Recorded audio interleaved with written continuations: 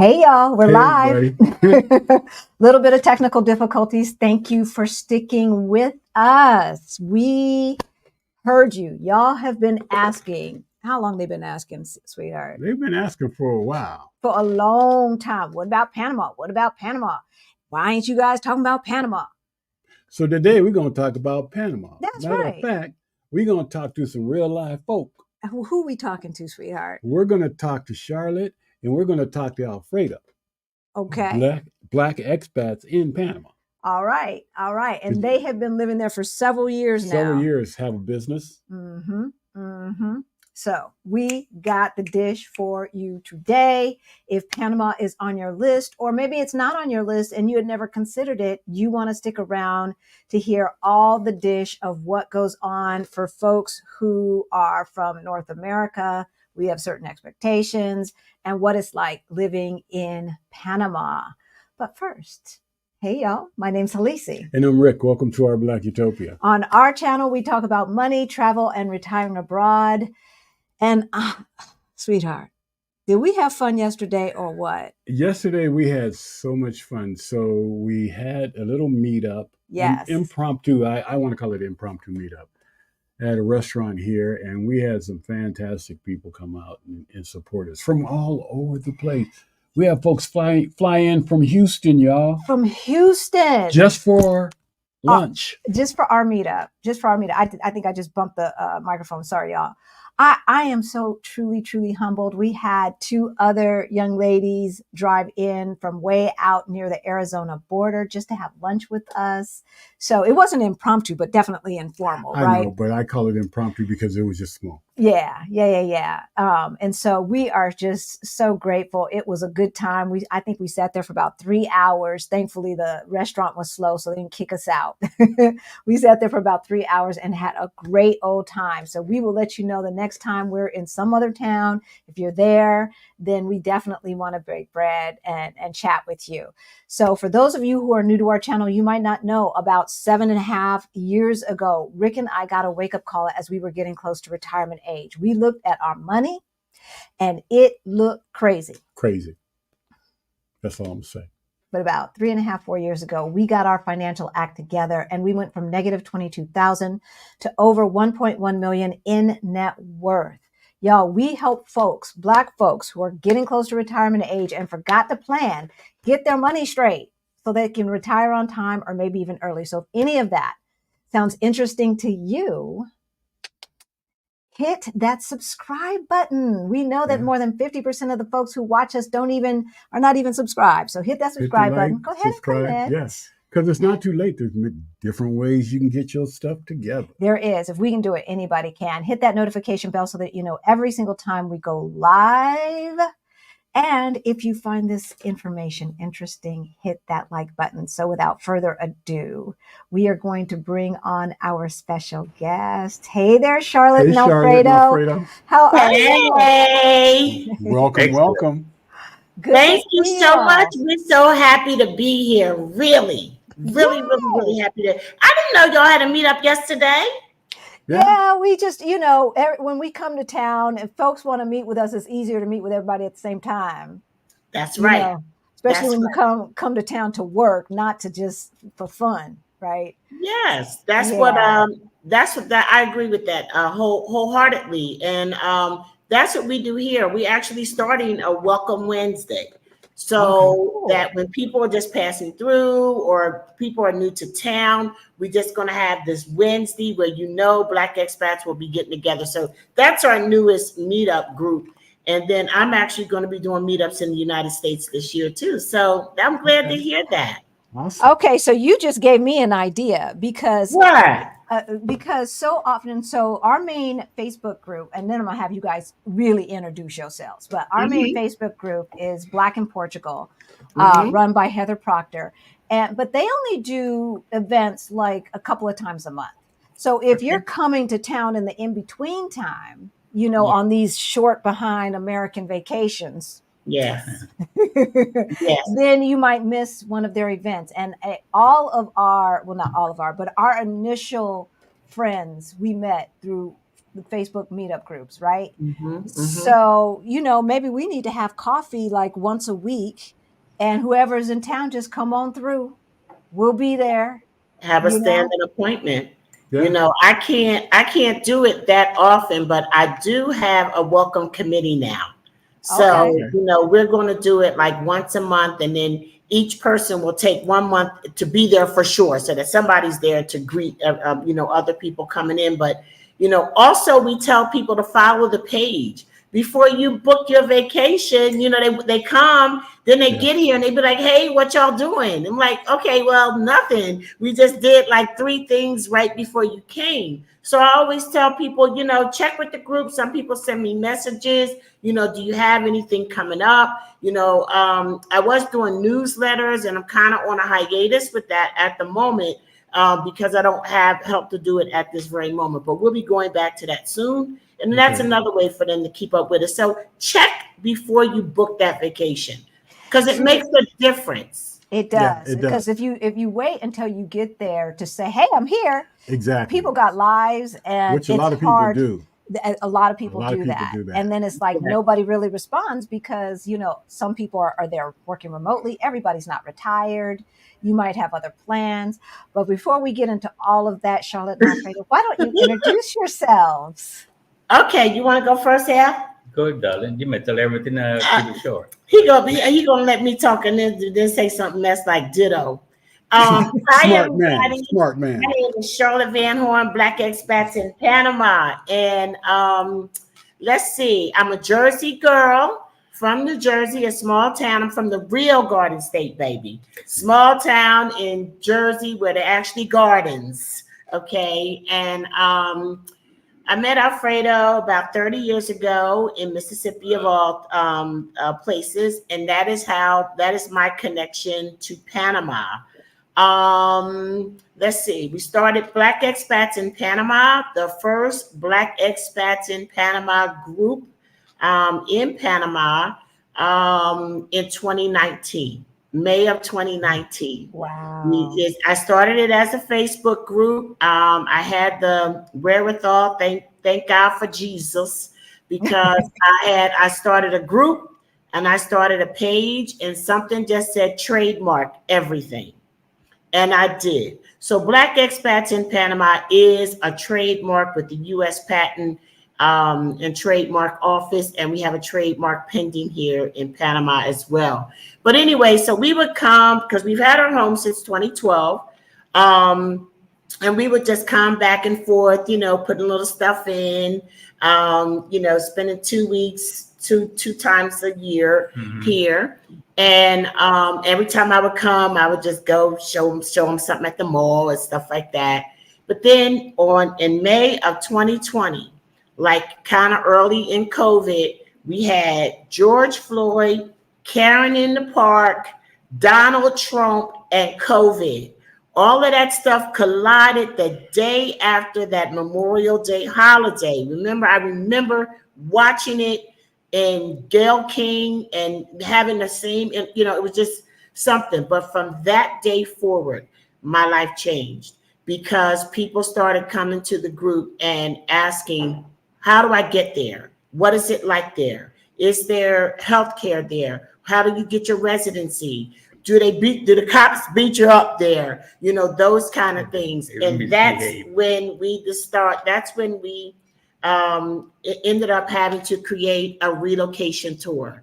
Okay. And I assembled professionals and everything like that. So that's just kind of a little bit of my story, and I'll let Al go. Yeah, you're absolutely right. I born and raised here in Panama, did a year and a half in college, the University of Panama, in engineering. And from there, I went to the States in 1976. In 1976, I stayed in New York. After I'd been living in New York in 81, I love New York, but it's crazy. So I got out of there, joined the Air Force, and I wanted to travel. Everybody was, once you get, is any place to go. And if you don't travel, whatever place you stay in, you consider it to be the place of, better than anybody else in the world. And New Yorkers and folks from Washington, D.C. and Atlanta, they cannot do that. But I wanted to travel, and I joined the Air Force. And I retired in 2003, and then after that, I went to work for the building official in Peachland County and In Virginia. in Virginia. Okay. And from that, I came to Panama to take care of my parents in 2018. I retired fully from Virginia, and they wanted to keep me there. I told them, no, I got to go. I said, well, okay, we give you a lead time. You can think about it. I'm keeping the pay. And that's for a while. I can't remember what it was, but before sick leave, they gave us an extensive sick leave. They gave you FMLA. Right. Yeah. And it was good. And I came to Panama, and by that time I was here full time since 2018. And she came out. I came behind. I came full time in November of 2021. So we were just going. I was just going back and forth. We still had a business in Virginia. And hi, Grisel, by the way. We started a business in Virginia. I was a Sister Locks brand ambassador. We had a company called Locks Forever, and I had bought that over into Panama as well. And I was really enjoying going back and forth. And then COVID hit. I got grounded in the United States, and he was here. So we went from March to January. We went like 9 months without seeing each other. Wow. Yeah, and it depends on what you do, what happened to you, that makes a difference. And instead of, we still communicated when we give each other the opportunity to reflect on each other and focus on each other, and do what needs to be done, continue doing, and what needs to eliminate from the lifestyle. So it's a great opportunity for that. That's the way I look at it. Yeah. But she just called and said, hey, I'm still in the house. I said, what? No, we're still in the house. I said, okay. Well, we felt like it was time. It was time. But anyway, that pushes us up a little bit further. But anyway, yes. that's kind of where we are. And we live in Brisas de Gulf Norte. In Panama. It's a suburb of Panama City. We absolutely love it. We are about 10 to 15 minutes from Tocumen Airport, and we're about 15 minutes from the airport, 15 minutes from downtown. Right. Okay. So we really love it here, So. And for those that have Caribbean background, usually my grandparents are they're a mixture of, called it Bajans and Jamaican. I don't know why they like to fight each other. So you're Panamanian originally, right. Al. And so, Charlotte, when you were going back and forth, and we're going to say hello to the folks in the audience in a second, but when you were going back and forth, did you have legal residency at that point, or were you just using your tourist visa? I had started my process. I think I got my provisional. I think I got my first provisional. In 3 months? No, I got my first provisional. I celebrated it with the residency celebration. I got my first provisional in February of 2020. Okay. So I had the provisional that was like for 2 years. And then I got my permanent status after. So I was still, temporary resident during that time. Okay, but that early part of COVID, when you got grounded, you didn't have your provisional. I was not a permanent resident at that point. I was a provisional. And so you couldn't get into Panama with the provisional residency?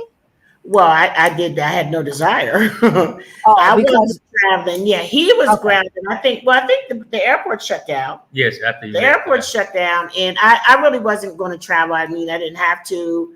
He was here, and I was there, and eventually they shut my business down for a while, but then it opened back up because remember I still had a business there, and we just settled in. We just hunkered down, baby. I forgot how, I hate to use the word scary, but I don't know any other word, how scary it was in those early days of COVID. Yes. And I didn't want anybody to come over. Don't come over to my house. No, we shut down. Like, don't come over. And Well, you your want father was there, well, yeah, my dad was there too. so we had to protect So him. yeah, definitely. We All still right. get people like that. Yeah, right. I But remember. I remember my granddaughter. My daughter came and she brought my granddaughter over, and I just can remember like being almost like scared of her. Like, kids, they want to be all up in your face and everything like that. And you was like, okay, I'm just gonna have to pray. I don't have COVID and she don't have COVID because you just wasn't going to turn her away. And then, people were saying like, it's just my family. Well, COVID don't recognize bloodlines. No. You know what I mean? It's like it's my. Then we started talking about bubbles. Yeah, we forget about it. We forget about how intense it was. Yeah, we really, really do. Because we didn't have no bubble. Only people in our bubble were the people in our house. Yes. Nobody else was in that bubble. That's for doggone sure. I don't know what you're doing, what you out there doing. And then we had friends who didn't want to get vaccinated. And, I've heard doctors who didn't want to get vaccinated and stuff like that. And at least they've got a little bit of education to back up their thought process. But the people I knew, they were just talking about some conspiracy crap. And I'm like, they talking about just miss me with all that. And it was heavy. It was. All right. So we have in the chat, Eileen Brown. Good afternoon. I'm so glad Panama is starting to be talked about since it's on the plate. It's one of the places on my scouting list. And Evelyn's already there. Yes, that's my honey bunny. Hey, Evelyn. She is sunshine, baby. She came on a relocation tour and bam, she was back living here, I swear, within 2 months or something. I love it. Yes. Is he here physically? I'm walking around. Okay. We got family. Rick might have to get up. All right, so we got y'all. Family has no respect for this stuff. They don't have they don't have no respect. They're like, what YouTube, what isn't that just like a TikTok? What you doing? Yeah, what you doing? Right? What you doing? We trying to drop knowledge here and get people up out of the United States. Hey, Auntie Trey. We got Deborah is in the house. Boa noite. Hey, Tracy. Good to see you. Helen is in the house. Greta, Midlife Money Moves is in the house. Okay, y'all. Do you want to get that? Hey, everybody. If y'all are not part of the Fire Over 50 Facebook group, why not? So our Black Utopia Fire Over 50 Facebook group, you don't have to be over 50, but you do have to be from the diaspora. And Greta is one of our main contributors in there. She keeps us on point and makes sure we got information for everything. It's Fire Over 50? Fire Over 50. So for those of you who are new to our channel, FIRE means financial independence, retire early. Right. Financial independence, retire early. Fire Over 50. Yeah, I got to have y'all on my show. Yeah, absolutely. Absolutely. My show. Mm-hmm. Hey, Jeanette, we're so happy you're here. Kelly's in the house. Shanora, hello all. Hope everyone is having a great weekend. Diane Mulder, we ain't shit. Shanora, we too busy packing and cleaning. It's gonna be what's gonna be. As if it wasn't for meeting subscribers yesterday, it would have been a very, very treacherous one. All right. Is that Ife? Okay. Ife, yeah. I was about to say, that's a new name. Ife. Okay. Yes, Ife. Hola, mamacita. Ife, if it's Ife Grady, back a long time ago, she's been in Panama for quite a while. Okay. And Ife had actually started a blog about being a Black expat in Panama a long time ago. And so I always give her some love, when I'm at my events and stuff, because, it was sort of like the same concept that I started. But back when she started it, social media, like it, hate it, or love it, has really been made business and community building so much easier. It is an entirely different experience. But Ife had a newsletter and a blog that she used to do as well. Y'all want to say hi? Who that is? So my cousins This is our cousins. came over, and they're in the house. So this is Jackie, been down, and Hey, Jackie. Jackie.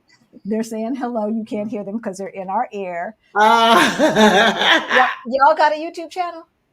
Oh, They're like, yep, we got one. They played it with Star, but we have our family. We don't post it. so they don't post right now. I post on mine. Played it with Star, vegan. Okay. Played it with Star. She 2 Rs. she had with 2 R's, Star with 2 R's. She has started a vegan lifestyle, and so follow my cousin. Check her out. Check her out. They got their Lakers gear on. Y'all going to a Lakers game? Oh, okay, they're just dressed in purple and gold. So all right, Yeah, they might be interested in Dr. Layton. there we go. But yeah, social media has really changed. Yes. Okay, thank you. Oh, Whoops, thank you, baby. so I'm getting my Snoop gear. Ow. What is it? Snoop. Wow. So Snoop Dogg has a league. He has a league for kids, football league. Right? And Dio works with the kids too. So he works with Snoop Dogg. Nice. And he even gives the rings out to the kids. They look like Super Bowl rings, y'all. It sure do. Wow. He get that to the kids? Yeah. What? Isn't that amazing? Look, That y'all. is amazing. I love it. So, he's giving one to Rick. Y'all, we players now. We are playing. All right, we gonna keep it moving. All right, love you guys. We'll see you later. Bye. They said bye. So we got Alexandria in the house. Michelle is in the house. Bobby, hey there. Hey, Bobby. Good to see you. Pinky is in the house. Cassandra. Hey, Renee. We just saw y'all yesterday. Oh my God, it was so good. Hey, Diane. Hey, Sandra. Karen Louise. Hola. Glad you can make it. V, we have got to see you before we leave Southern California. So let us know when you're in the city, out there from the valley. Let us know. Y'all hit that like button.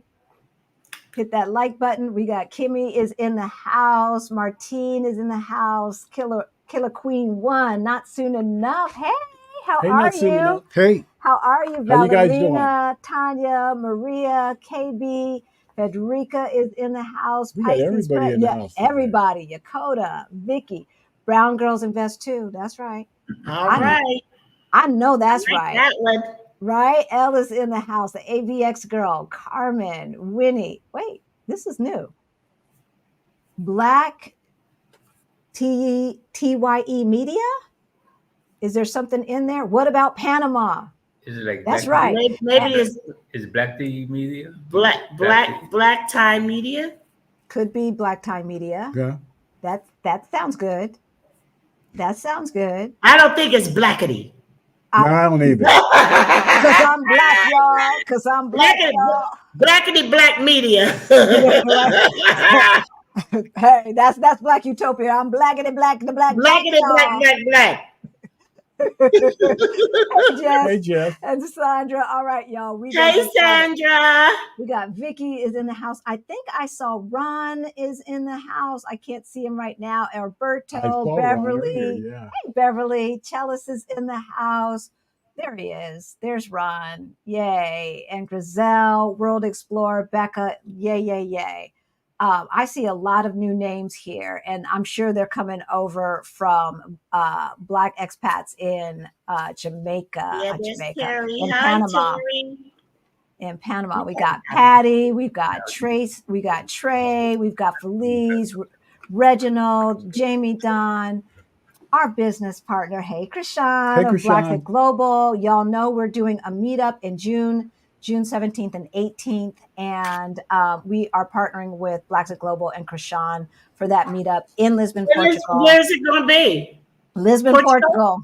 Yes, it's a 2-day event. We're going to do a boat excursion and then have a party. So y'all, this is not a tour, y'all. This is a meetup. That means y'all make your own arrangements and then you pay the money to come to the parties. That's what this is. Don't be putting no extra work on me now. Y'all know.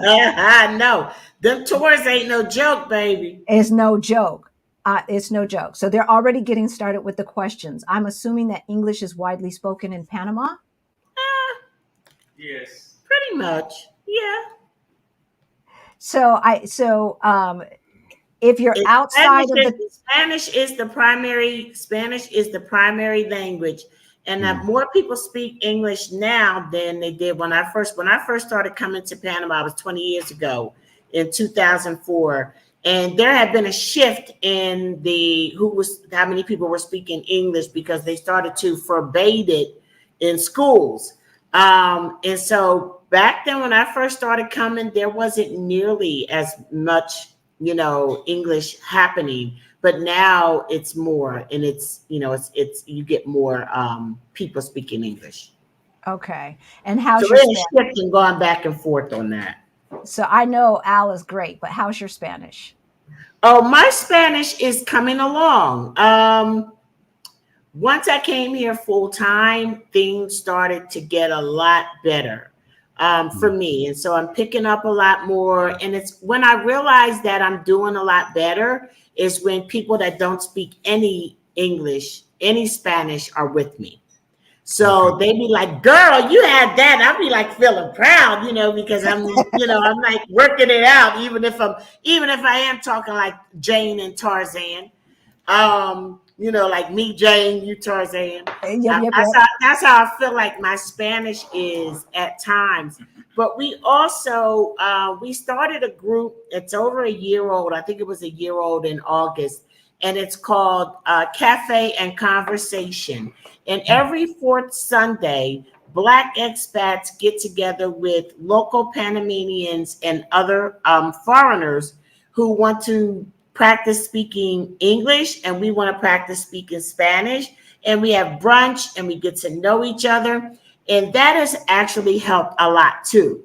And the people that come to that, what I figured out was, for a lot of us, it is just having the courage to try to speak out loud.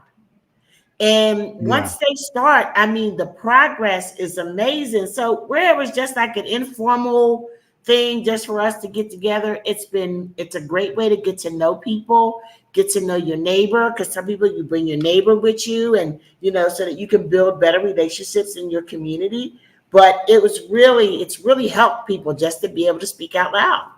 Yeah. Yeah. You hear that, Krishan? We might want to think about that. We have a lot of people from Mozambique and Angola in Portugal who came over as immigrants. Obviously, they speak Portuguese, but did not necessarily have the benefit of going to people who go to school in Portugal start learning English at a young age. I don't know if it's first grade or whatever, but so the kids can all speak English in Portugal.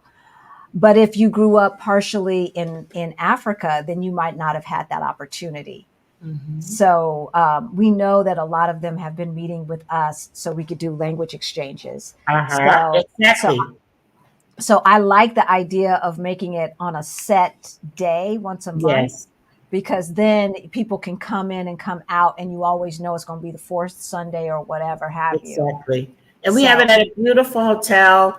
And for me, that's just easiest. And, honestly, having group events like that, and especially established times, like we do things the second Wednesday or the fourth Sunday, knowing those times is so much easier for me because, I just cannot meet with individuals. I just can't, and a lot of people, we connect online and we just feel like we're family and we're connected, but I just cannot, meet with people on a regular, like individually. But I really love it when you can come in and there's a group thing coming on and, happening, and we get together at that time. So it kind of serves multiple purposes. Right. But in some time, once in a while, there's a private tour in the city.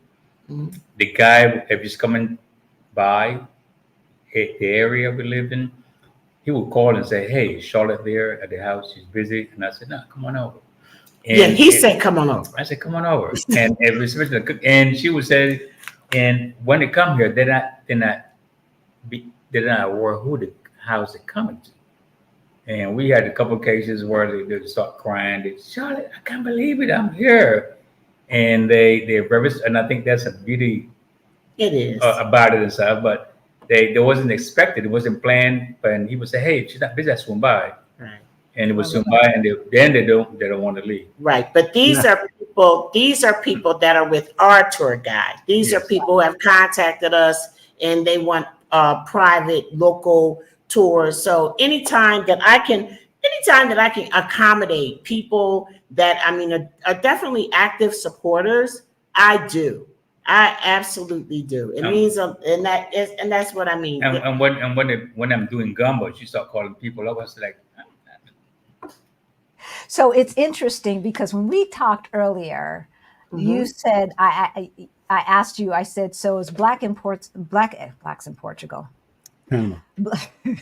Black expats in Panama? Do you consider that a job?" And you're like, "Oh yeah, I do."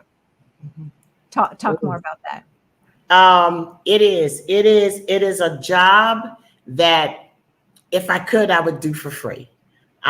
Because I absolutely love it. Somehow or another, it was just, I feel like my purpose and calling in life, but it is definitely a job. You know, I don't do hair anymore. I don't do anything. I work Black Expats in Panama 24/7. We have just gone independent.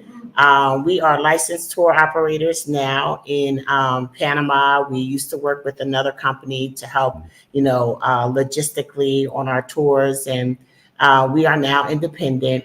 And it's just that I do it. I do this 24/7, and I just love it. But it is a lot of work. It is a lot of work. Well, if I have to compare to anything, and I always say that this is more of a ministry for her than a job. But like even in the mission church, there's a part of it is business. Exactly. So that's the portion that she's calling is work. But actually, this is ministry for her because she's having too much fun. Listen. She's having too much fun. It's work for me. Listen. I like it, but this is a passion for her. This work for me. Listen. I can't take my naps. People have, when you enjoy doing something and you have a passion about it, Barack Obama made, doing presidency look easy. That's why Donald Trump came in and thought, this is a breeze. Doesn't mean that it was easy. It just meant that he was called to do that. You know what I mean? And he did it very well.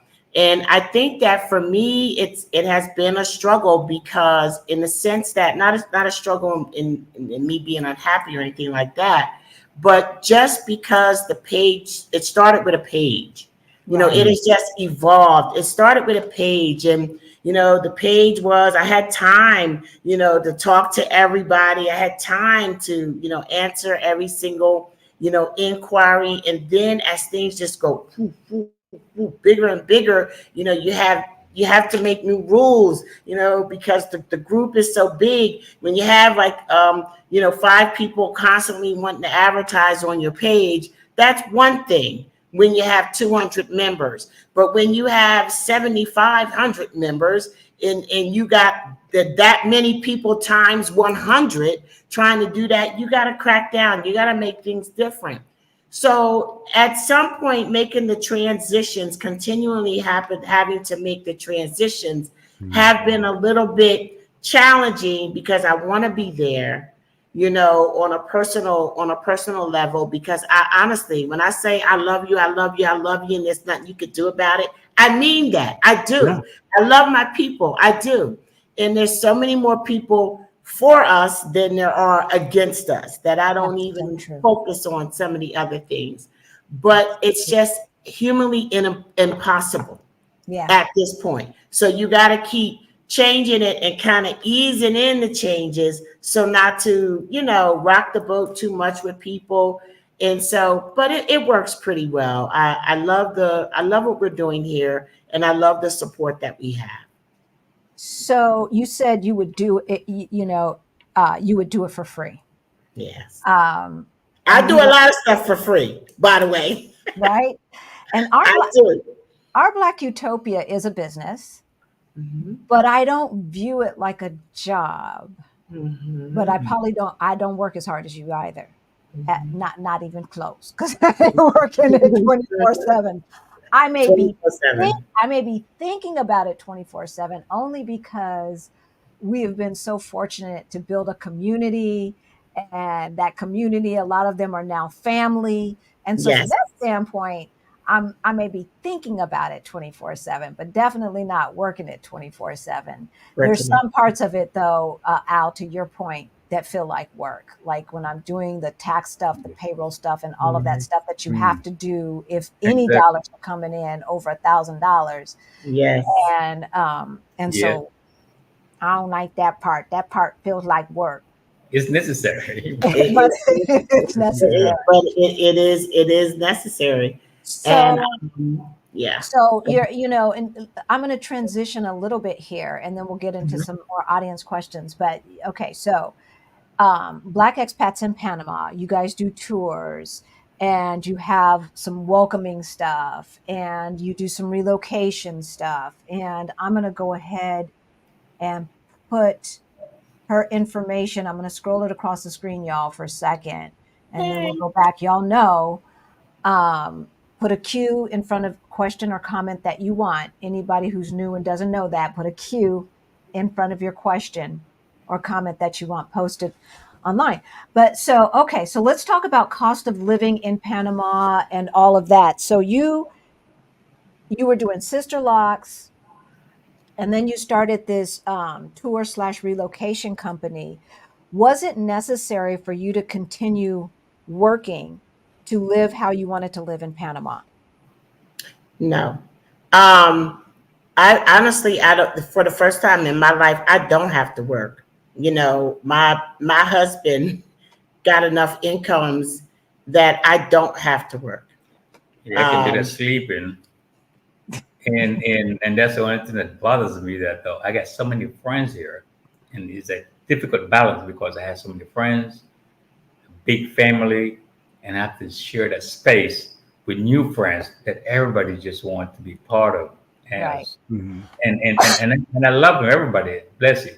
But it's just a magical balance that you have to manage, and sometimes can get frustrated. Like if she take over the he old house. gets tired. No, she take over the old house, and if I come down my Watch drawers, yourself. if I come down my Don't get drawers, ugly. no, I'm not ugly. I'm Yeah, just I being mean, nice. I feel like your neck was rolling. Like No, she no, be no, no, taking over the whole house. no. It's when you have a Okay. business at home, and she does work hard. She get up at 3:50 in the morning, and she goes to bed at 11:50 at night. Ooh. And she'd be saying, "How's your day?" And I don't say all day, and she say, "How's your day?" And her head hits the pillow, and she goes to sleep, like just That's like it. that. And she get up with this stuff where I like to, when I come down, I'm still in my drawers, and I can cross into the bedroom because she's still doing a video, and she just take it take over because she's very organic in Wow. a lot of things. But we do have an office now. We have an Yes. office in the city in the Barrio section. We do have an office by appointment only, y'all. There's time I want to come by. Like Just don't come no, showing No, up. Yeah. that's not Yeah. how we That's not roll. gonna be. That's not gonna work. That's not I how we don't roll. know. I'm not there all the time, but I do enjoy having the office. Creating the business here. It's just kind of just been. And when he said organic, that is what it is. That is what it is. So let's talk about The, mindset, because okay.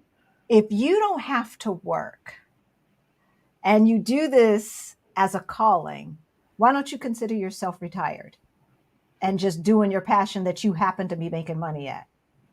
Well, I retired from corporate America, but this is not a hobby at all. So it is a job. Fair, It's fair it's enough, fair it's enough. not a hobby. So if it's not a hobby, it's not a hobby.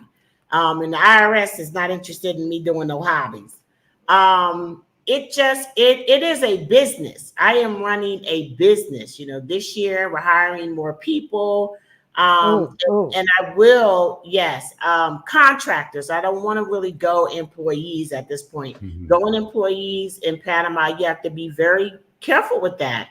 And I mean, just doing business in Panama, I'm learning so much. And whereas a lot of times the structure of business in Panama, where they call an SA, is like a US LLC or something like that. But the structure of business in Panama is very similar in some ways, but there are some things that you would never expect, that you have to be accountable for. Do not come to Panama and just think you're going to start a business. No. You need a lawyer for everything here. I'm just saying, you need a lawyer for everything here. People that want to come here and they just want to flit around and we're going to go here and there and, see what the deal is. I just don't think that's the best way to do it. And especially if you want to do business here, Panama is very protective of its citizens when it comes to professions. And so you're not going to come here as a doctor. You're not going to be an MD in the US and think you're going to come here and do that in Panama. A lot of professions are protected. One way to get around that is to incorporate, and that's different. You get more options. And become a citizen. Yeah, and become a citizen, but becoming a citizen is a long process. It's not even on my radar, guys. Make sure you understand the difference between being a permanent resident and a citizen. Right.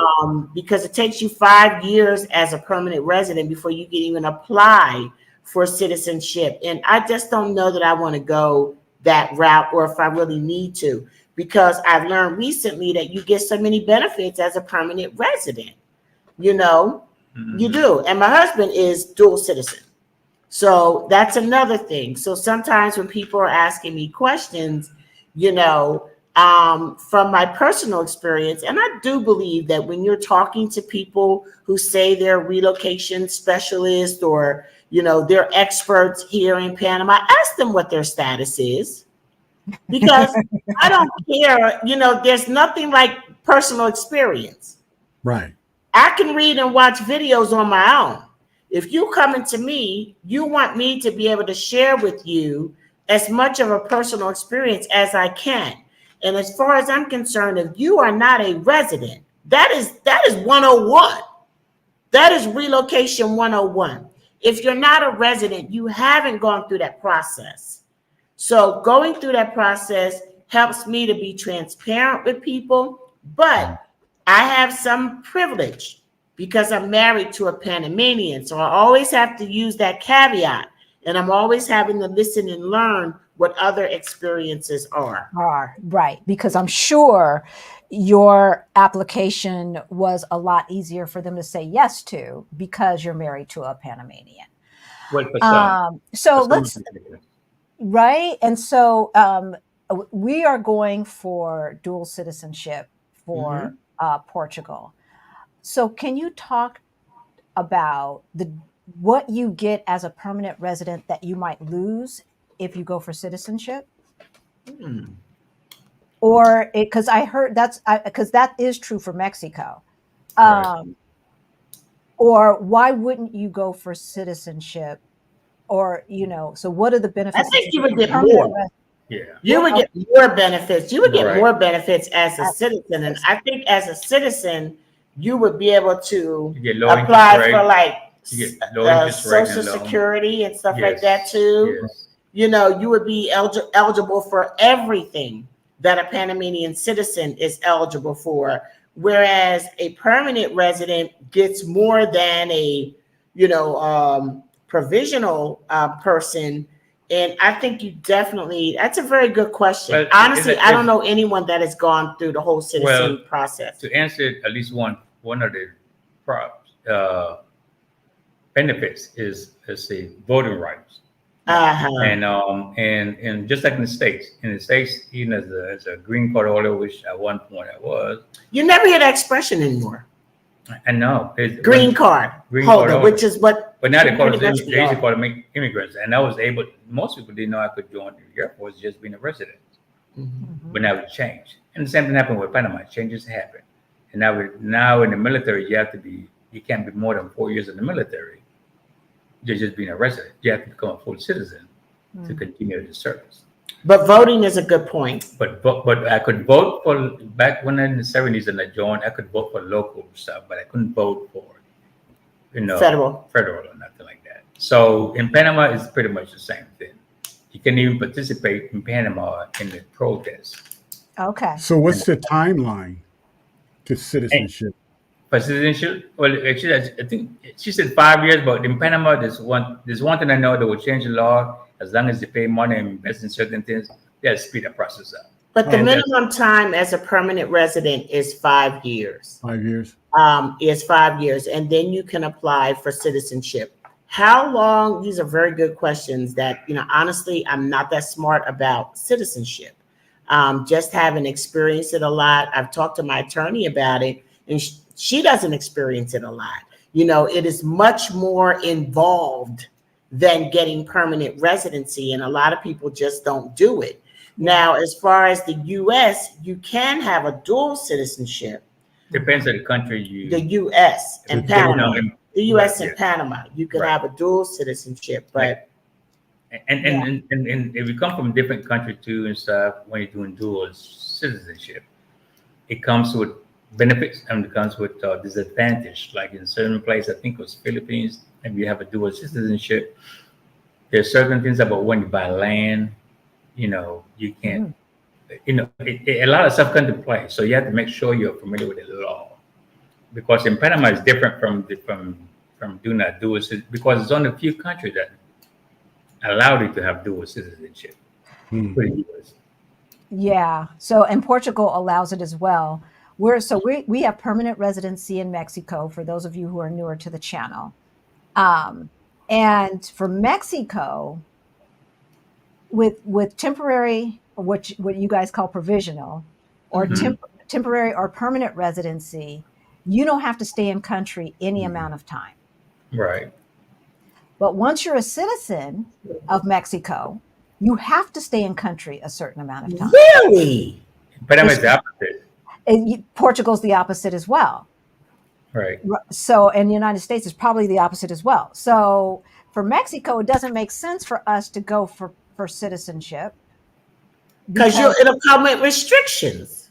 It comes with restrictions. That is interesting. Right? Can you buy land?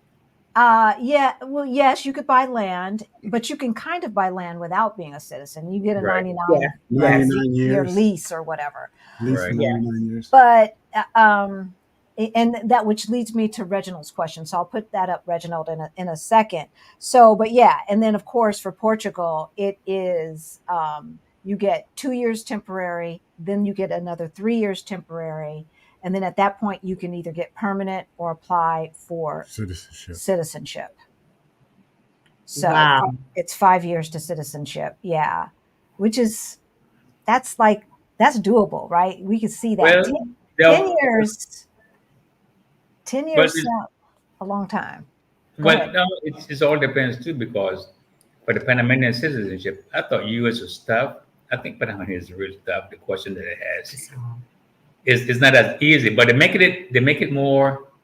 Now they're changing the whole process and make it more fluid with the reality. Okay. Because just for her residency, provisional and stuff, they would actually say, well, who took a shower first? What you got to get the breakfast? What underwear she has on? I was like, well, the shower downstairs. We have 5 showers. I mean, 1, 2, 3, 4. And I said, I showered up because we was late. So I didn't know what time, if she went before I did or I did. And what side of the bed you sleep on depends on where we at in the station. Yeah, I was nervous because I was like, which house? Where are we talking? But yeah, those are weird questions. Yeah. And, How long had you been married at that point? Woo, We man, had been since married. 2000. That was probably So we've been married almost for 20 years at that point. at No, that that point was recently. 2021. 2021. Yeah. Yeah, So so so we've been 20 together 30 years and we've been married for 24. I Right. mean, This it is our seems to me 24th that's year. an old enough marriage license Right. that they don't Right, have to be right. asking. Because it sounds to me they were asking, did you just get married so that you could So become you a can become Panamanian? yeah. And that was the Exactly. point. And they're changing that process now. And when we was got there, the lady said, "Oh, because we had missed 3 questions. Now one of them was I don't know. but it was silly questions like I don't know. But the What I don't. questions were, I think the short answer is that they don't change the questions according to how long you've been together. The questions are whatever questions they are. And, and they are questions, they're very effective questions. Because at the end of the day, if I was just trying to pass, or if it was a convenience marriage, I would not have passed that test. I think she No, is. because they said, like, one of the questions was, who out of your spouse's siblings, who is your favorite? You know what I'm saying? That so that you really have to have a relationship there. So Right, he right. would have to, like, take a good guess. That was like one of the questions that I thought was very interesting. You're not just going to come in here and no, you're not going to pass. You're not going to pass. So, for me, I just don't really think about the citizenship part. If you had to go through all of that just to get Yeah. residency, like, And I'm gonna mean oh my gosh. People Yes. complain about Portugal. Y'all, Yes. Now y'all. that was my experience. I don't know what other people but and do. and in Europe, they're so forward thinking. You could just be a girlfriend and get your visa. There's a girlfriend visa. There's a boyfriend visa. Girlfriend. You ain't got to be like so they ain't asking all them kind of questions. Like, Yeah. but I think Panama petty. no, but I think no, but in the defense of the process, I think that depends on the kind of visa you get. If you get in a residency with let's say friendly nation, they're not going to ask you those questions. But this one is because she was getting the visa They through ask you a other spouse. questions though. Yeah, but they don't actually they ask you a question that if you don't know and you can answer it, you deserve not to. yeah, I mean, even so here they call it family reunification. I think they probably call it that everywhere. The one person gets the visa, they qualify, Mhm. whatever, and then you bring over your spouse on a family reunification. I have never in my life, y'all, heard about the immigration or the embassy asking those kind of questions. Oh my gosh, he would. I think we had to do it twice. Yeah, we had to We had to do twice. it twice. We had to do it for provisional and then we had to do it for permanent. Again, like, because you might have cheated on the provisional. Like, look, we would not pass. Exactly. Who's which of your siblings is my favorite? Which one? My siblings is your favorite? Patty. Why you think that? Because Yeah. she's the one out of all. Don't get yourself in trouble, And that's Elise. and that's and that's, and that's Put what by happened your with head, it. sis. But no, So, but I mean, yeah, he's right, but That's true. and that's and true. and he's right. Why? Because she's the one I know the best, right? So she's my favorite. But, like, you don't tell people who your favorite is. That's not fair. That's not cool. Right. That's not kosher, Yeah. right? But So your husband, I guess, your husband should know it's not who you like the best, but maybe like who do you think you're closest to? And it was to me, it was 2 or 3 years Yeah. that was close because she get along with it. But she liked this one. So I Well, he has one sister who's everybody's favorite, so that's like really easy. no, I thought I was thinking Angelo. Okay, let's leave that. Let's just leave that there. right? So Reginald, okay, first of all, we are not tax professionals. Baby, you took the words out my mouth. Sweetheart. But because I just did the research, I do know if you live in the United States, you get 250 free. if when you sell your house. And net proceeds. Yeah, if you have lived in your house either 3 out of the last 5 years or 2 out of the last 5 years, something like that. I don't know. Right. Ask your accountant. But you don't necessarily want to go to a new country and just buy. What if you don't like it there? Yeah. And that's what we advise most of our clients. You to rent. Yeah. And the markets in other countries don't necessarily work the way they work in the United States. Like in the United States, if you especially before the interest rates went way up, right? If you put a house on the market, you're going to sell it in a month if it looks decent, right?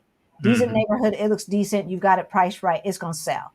You could flip houses. You can do it. That's not necessarily the case in every other country, Reginald. So I would not think like an American when you're thinking about the relocation thing. Right. Unless you've been to Panama a lot, like Charlotte and Al had prior to. But that's different. Let me say this though. We are about to start our 25th relocation tour. February 1st is our 25th relocation tour. So we got this pretty down now. And when Alfredo and I came here and we just decided to, look around for retirement place, honestly, we saw one place. We saw one place. And guess what? I said, we liked it. We liked it, so we bought it. We bought it that day. We had never seen it. We hadn't even seen the house because we saw a model home because it wasn't built. It wasn't even built, but we bought it and we never looked back. It was, I consider, the best decision that we have made as a couple in the 30 years that we've been together, because our house is worth a lot more now than it was then, and but that it was just a good deal. It was just good, and it was meant to be, obviously. But right. No, to add to that, I have done some research in the area, and I like the area, and it so happened that day we are going to see a beach house in San Carlos, and the only reason we didn't even see the beach house in San Carlos was because it was a dog in the middle of the road, and she said, "Turn the car around. I ain't gonna pass this dog." I saw a dog and a chicken. Oh, okay, and I forget the chicken, and I said, "Honey, at least we right around the corner." She said, "I'm not gonna pass it. There's no 7-Eleven. It was not as developed as it is now." But I said, "Well, it's not passing this too far down." And this dog that he think he owns a road, and said, "Turn around." And then I said, "Well, there's one place that I like that I've been looking at and researching for a very long time, and I was familiar with it." So I think that wasn't just luck also, but it was just a lot of, research that we have done. And I said, well, and then I wasn't going to go, but then she decided to say, well, I had not done any research. But I did. Okay. And I know she would have liked it. And I said, well, we can come back when we, go there when we come back. It started raining. Because it was raining. She said, nah, come on, let's go now. It's not cloud over there. And we came. The lady was leaving, and she took us in. And she said, if you want it, we give a discount. Leave us a check for $300, and we hold it for you for 3 months. And she wrote an American bank, which they don't do anymore. She wrote an American check. She put it in the drawer. She didn't even put it in the bank. And in December, we called in and said, I think it was close to Christmas, and said, you want it? She said, yeah. And she was like, there's no way you can get this house like this, because the process was a lot easier and different. The bank was a lot more friendlier, and before the Panama Papers situation came in play. And you could just pretty much buy without, that much red tape. Let me say this too. He was a citizen. Right. Yeah. He was a citizen. So when I have to always make sure that people know that is the perspective that we're speaking. He was a citizen. So it made things a lot easier. I was a mortgage broker at the time, and I was like, this don't make no sense. It didn't make any sense as far as being able to finance a house, because basically we were financing a house here and we were still working in Virginia. You know what I mean? And underwriters was like, if you live more than 50 miles from your house, they got questions. But am I breaking up on you? A little bit. Okay. A little bit, but we can. But we video can. is glitchy, but we can hear you. But we can hear you fine. Yeah. But anyway, all of that to say, one thing I can leave with that, and I see there's a ton of other questions coming through, so I don't want to hold you up. But one of the things that I would say is forget what you know about the United States. You know, when you're coming in and because if I had I could have thought myself right out based on my knowledge of mortgages in the United States, and I was a broker. And I could have just talked myself out of it. Like, this is not something that can happen, but decided to go with the flow. Listen, all they could say is no, right? And I was surprised. So it was kind of one of the first lessons that when you come to Panama or you come to any other place, forget what you know. It was the best advice that my cousin gave to me when I came here, and I was belly aching because stuff that I thought should have been so easy required so much red tape and notary. And oh my God, I'm like, really? We are trying to get cable. Right. Oh, what color underwear you got on and everything else. And he said, Cheyenne, he said, forget everything you know about the United States. This is Panama. Best advice I could have ever received. Yeah. Same with Portugal, y'all. Same with any country, for the most part, that you go to. What you believe, how it should work, is not necessarily going to be the case. It could be, it's not necessarily better or worse. It's just different. It is what it is. You may not get the money out of the bank here in Panama if your signature doesn't match the signatures that they get in the bank. Oh my God. If you're drunk and you're oh my God, you got to do it again. If your signature don't match exactly, you ain't going nowhere. Look, and the security at these banks, our bank, at least in Portugal, I'm like, it's a crypt.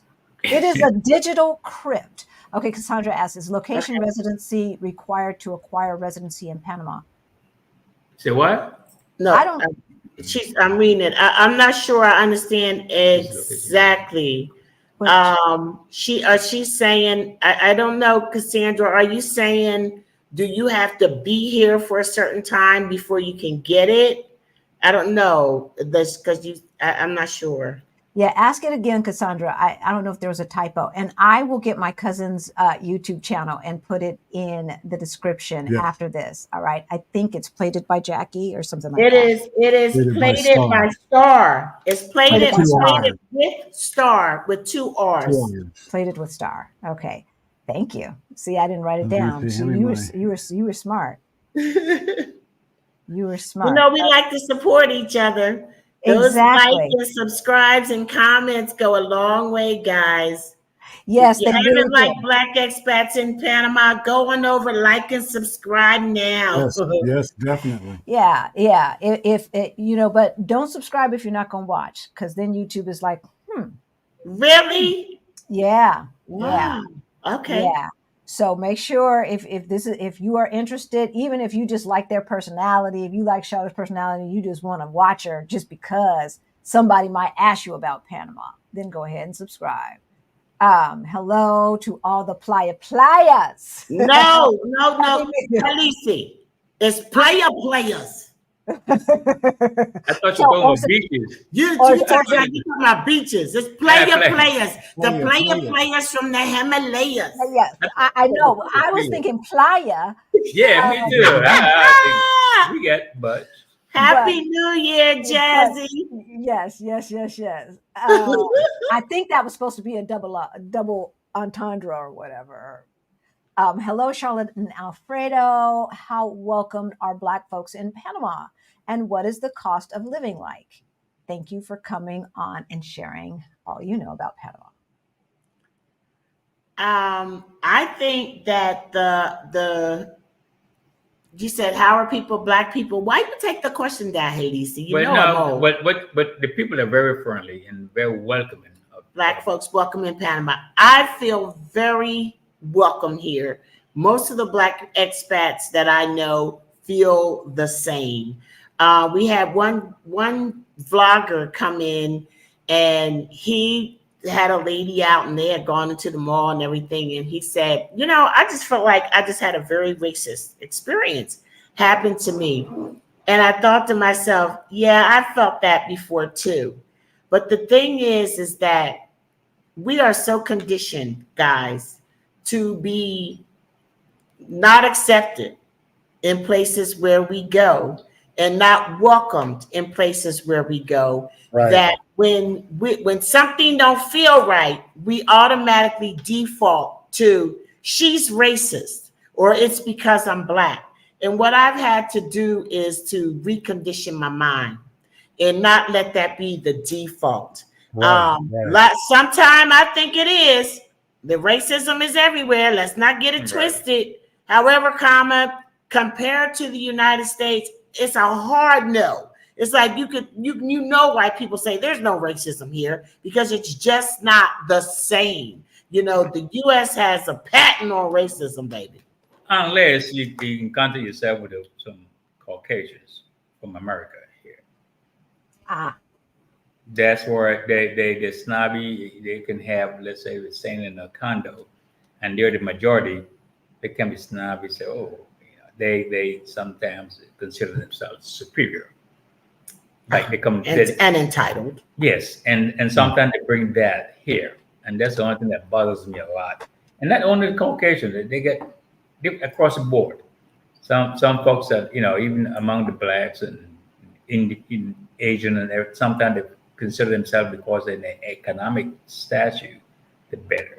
And sometimes they can be poor too, and they just because they consider, especially Americans, the white, everybody, they get money. Yeah, here it's kind of more about green than it is Black. You know what I mean? It's like the treatment that I get here is like,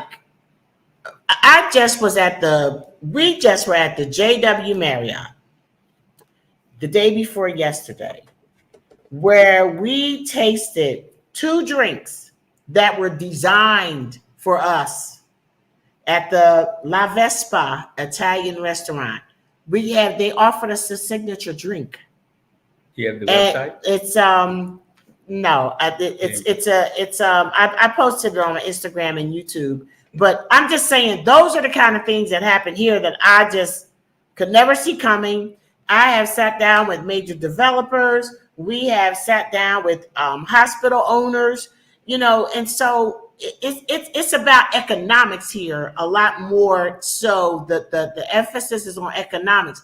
As far as the cost of living here, that's a tough question. It just depends on what you want to do. And a lot of people say, is it expensive? Well, that depends on what you call expensive. Where you from?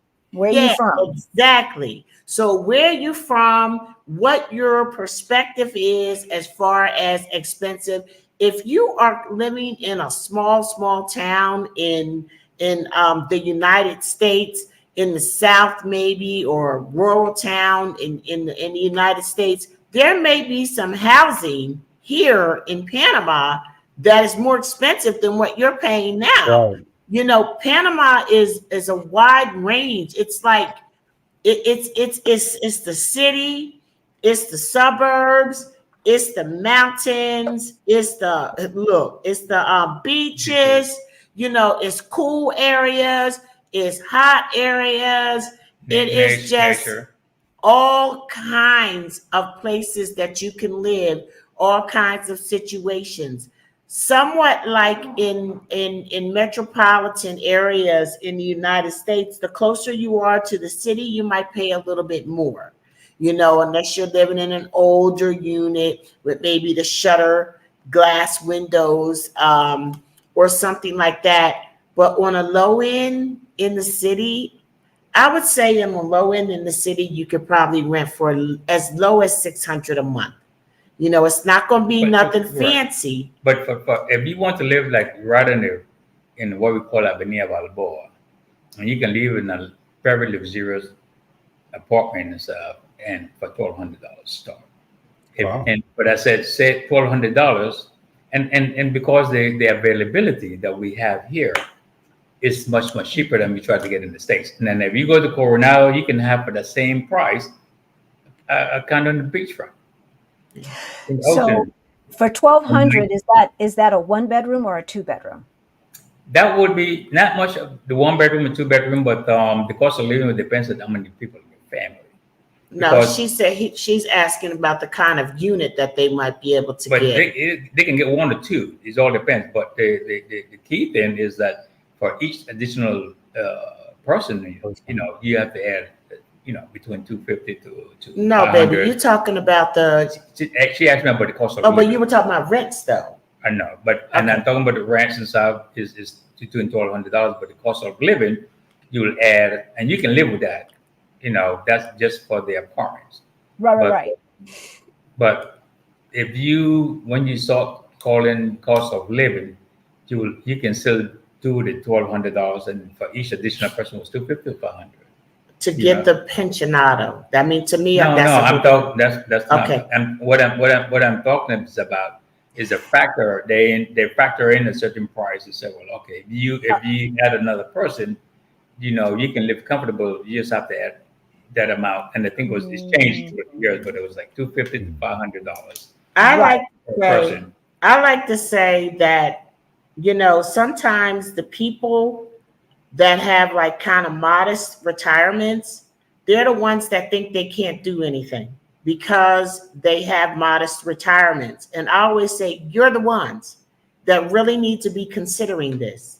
Because whereas you may not be able to live in like a super, super popular, convenient area, you can still live somewhere and save a whole lot of money from what you're spending in the United States and still live in a nice setting, For $600 a month. For $600, you got more options. Right. And then, the food. I think that the grocery stores are somewhat expensive, in my opinion. But there's so many like markets, like farmers markets, that you can go to. People that don't have a lot of money, they don't really go to supermarkets. Panama is the land of abundance. And so there's always some food to eat, some fish to fry, so you can build your life around what you can afford. Go ahead. I was just going to ask a follow-up to that. So you said you think the food in the grocery stores is expensive. When's the last time you've been to the States? And where did you go? Okay, so hold on 1 second. Listen, Miss Hadisi, don't come for me. Okay, hold on a second. Because I have no idea. When I tell you, my husband does all the grocery shopping and everything. So I don't know. But when I've been in the grocery store, it seems a little high. Let me answer the question. And the question is she said, is expensive if it's a luxurious item from the States and imported.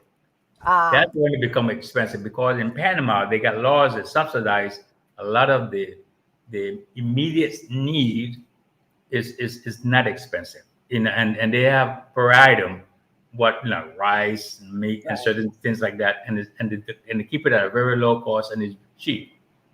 It should be. But if you go above, if you want to get luxury stuff that if you don't have it, you're not gonna you're gonna not die or something like that. It can be expensive, like toys imported from the United States. Paper is expensive. Paper products are expensive. What I was thinking too, and I'm always thinking, because I have made a point to pay attention to locals. The average monthly income here is like what, $700 a month? No, it's less than that. It's less than that. Here's let me finish. Okay. So when I'm in any store, I don't go to stores much, but when I am in any store, I look at it from the eyes of a local. And to me, it's expensive. If I was living on $700 a month or less, I would not be able to shop in the stores. I have a lady who is a friend and a big help to me, and she is on the lower income level. She didn't go to grocery stores. It just wasn't her thing. Now she's doing better, and she's going to of a certain grocery store. I think she said the Extra Right. is the most affordable grocery store that she can go to. But other than that, she would buy from the corner store. But she was coming from the line of poverty, and Right. that's a big difference. But if you're talking about the average, because she was below average. She Right, right. And then Charlotte, my wife, gave her the opportunity. Now she's getting up there into it. But like I said, is you can live really decent, and especially with houses. If you don't want to live you can buy houses for $60,000. Okay. But but then where you're gonna live, they have these neighborhoods and stuff. And if you want certain perks for you where you want to live, you're gonna pay for it. Because the houses can be expensive. The houses can go from up to, for most of what Americans live for, from $350,000 to $500,000. Okay. But you can still get, if you don't mind living, like we get a couple of Americans, retired veterans that live not too, a couple of black from us and stuff, and they get a nice plush, and they didn't pay more than $60,000 for those houses. And as they move in, they get it developed, they build an addition. $60,000 when? How? When did they pay $60,000 for a house? Those houses over, because they bought it at $20,000 when they first built. Okay. And the small houses, and they built on it and stuff. And you can get between 60, 70,000 to 150, depending on how the situation is, or 120. Whatever. So the reason why I asked about the groceries is because we're here in LA right now. Right. Mm-hmm. And I'm getting my feelings hurt. So the other day, we needed something quick to eat, and the only thing that we could see was IHOP. So we took my dad and my mom, and Rick was with us, to IHOP. And IHOP, y'all, we had pancakes and omelets. $84. Wow. For four people. $84 at the IHOP for 4 people. How much we pay when we used to go to IHOP here? So, I mean, like the waffle was like $14, $15 for a waffle with no meat, no eggs, just the waffle. I got my feelings hurt. And then when I go in the grocery store, milk hasn't changed. The price of almond milk has not changed. But when I was looking at the meats and other things, and especially the processed foods and like coffee and things like that, out of control. It is out of control. What's the price on the bacon over there now? I don't buy it. I don't know. Because in Panama, because it's imported, it's extremely expensive unless you buy the local. Yeah, and the same is true in Portugal. If you want peanut butter and you buy their grocery store's brand of peanut butter that has no sugar in it, it's peanuts and salt or peanuts and no salt. You can get it both ways. It's going to be €1.98, so like $2. If you want Skippy with all that crap in it, you're going to pay. You're going to pay a premium, right? And so I would assume it's the same in. Yeah. So I put their I'm sorry, sweetheart. I put their YouTube channel is right there, Cassandra. Go ahead. I just have to keep letting her know where we are. Oh, okay. That's what we do, Rick. Rick. Yeah, that's what we do. We like to talk. That's right. That's what we do. Yeah. It's like we in the U.S. We ain't in Portugal no more. We're off the farm. Oh, right. I thought you meant, but I thought where we were on the show. Oh, yeah, I know. These prices are out of control. I'm getting my feelings hurt. I'm staying in the house. I ain't leaving. So, currency in Panama is U.S. dollar. Is it the official currency is Balboa, but we go because of the agreement we have. We don't fluctuate the monetary financial situation is go for dollar for dollar. Okay. The coins are pretty much the same, except for the Martinelli. The coins are pretty much a quarter is a quarter, even though it get over symbol, same size, you can use it in the machines for the Coke machines in the States. It would fit. It'll just buy you more there. You know, Yes. there's something to be said for that, folks, because, you know, today we might have 95% of our money if we switched it over to euros. Tomorrow might be 90%. Next day it might be 85%. You know, it's gone down to like 64%, like 64 cents to the €1. It's gone down that much. I hope it doesn't get there anytime soon, but yeah, it can get scary. So the fact that they use the US dollar there. Yeah, that's a big plus. Right. With fluctuation. Well, going back to when I was in Japan for 10 years. And at the time I was in Japan, the yen rate was 300 yen per dollar. And right before I left, the monetary situation, the dollar was getting weak. And there was no, and there was over mind, it would go up and it started falling 200, 150, 190. So I will pick up. It never, and that was in 1989. And then right now it's stuck there, one below 100, 119. So that's a reality. The dollar is getting weaker and weaker. It is a reality. It is a reality. And so, you know, and you have to, if you're going to move abroad and you're still getting your money in dollars, you're going to have to adjust accordingly. Mm-hmm. That's why we signed a 3-year lease. So I forget not knowing. Cassandra, they speak Spanish there. Panama is a Spanish speaking country. Yes. Okay. Looking for more questions here. That's the easy one. You got it. Yeah. Oh, really? You got it. No, I'll give him the chance. No hurricanes here. We do have some earthquakes. We have earthquakes. But they're not like severe. But a lot of people bring their boats here to park them during hurricane season. Because we don't have hurricanes here. And the one thing about Panama is that they have built everything so close to the water that I hope Mother Nature never changes her mind about whether or not, you know, hurricanes are going to happen here, because everything is really, really, really, really close. Is the impact since time?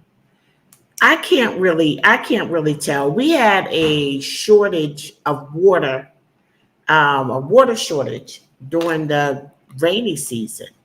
But I think when somebody said when they closed down that mine, that, you know, the mine protest, that the water levels went back up. I don't know. What's the question about the water? It was something about the impact. The impact of global warming. Yeah. It's a reality here too, because the construction too. The construction footprint of the concrete and asphalt have increased the temperature almost by 15 degrees in the average and stuff. Since I grew up here in Panama, because there's always a cooler temperature, especially at night, it's getting much hotter. And that's based also because of the footprint and the construction and the cutting down of all the trees. Mm-hmm. Yep. They've got to. But Panama is changing its construction philosophy, and like there's a place we call Green City, and there's like half of the acres that it built on, half of it has to be natural trees and so forth. It's right around the corner. And a lot of folks is investing in that. Okay. So that's a good thing. Cool. So, where can I find information on Cafe and Conversations? Oh, Cafe and Conversations. We have a Black Expats in Panama Facebook group. And I usually post things there. I was saying that my newsletter is on a hiatus, but you can always reach out to me as well at info@blackexpatsinpanama.net. Yeah, you have the email address, and I'll send you information on things that are going on. It's always the fourth. It's the fourth Sunday, and it's a brunch. It's the fourth Sunday. It's a brunch at Uvenia, and it's really good. So we do a lot of different things, and I deal with a lot of expats, and I love it. I deal with a lot of expats because a lot of different things come up. So. Okay. Cool. I'm in it. Cool. So I just put her email address in the chat. Thank you. Is property purchasing trying there? Is it hard? Is property taxation insane? Property taxation is not an issue at all. Property taxation compared to the United States is like ridiculous. And again, Alfredo would tell me, let me answer this question because he pays the taxes. But I think for the first 10 years, Al, we didn't have to, you get a waiver. So when you purchase, and I'm not exactly sure if it has to be brand new construction or what. Yes. Yes. We usually most new development is a mortuary, they call it here. Mm-hmm. And it's a 10 years, but in Panama, if you buy a house that's less than, it's going up now, 150 to below 250, I think it depends on the law now. You don't have to pay property taxes, or you pay very little.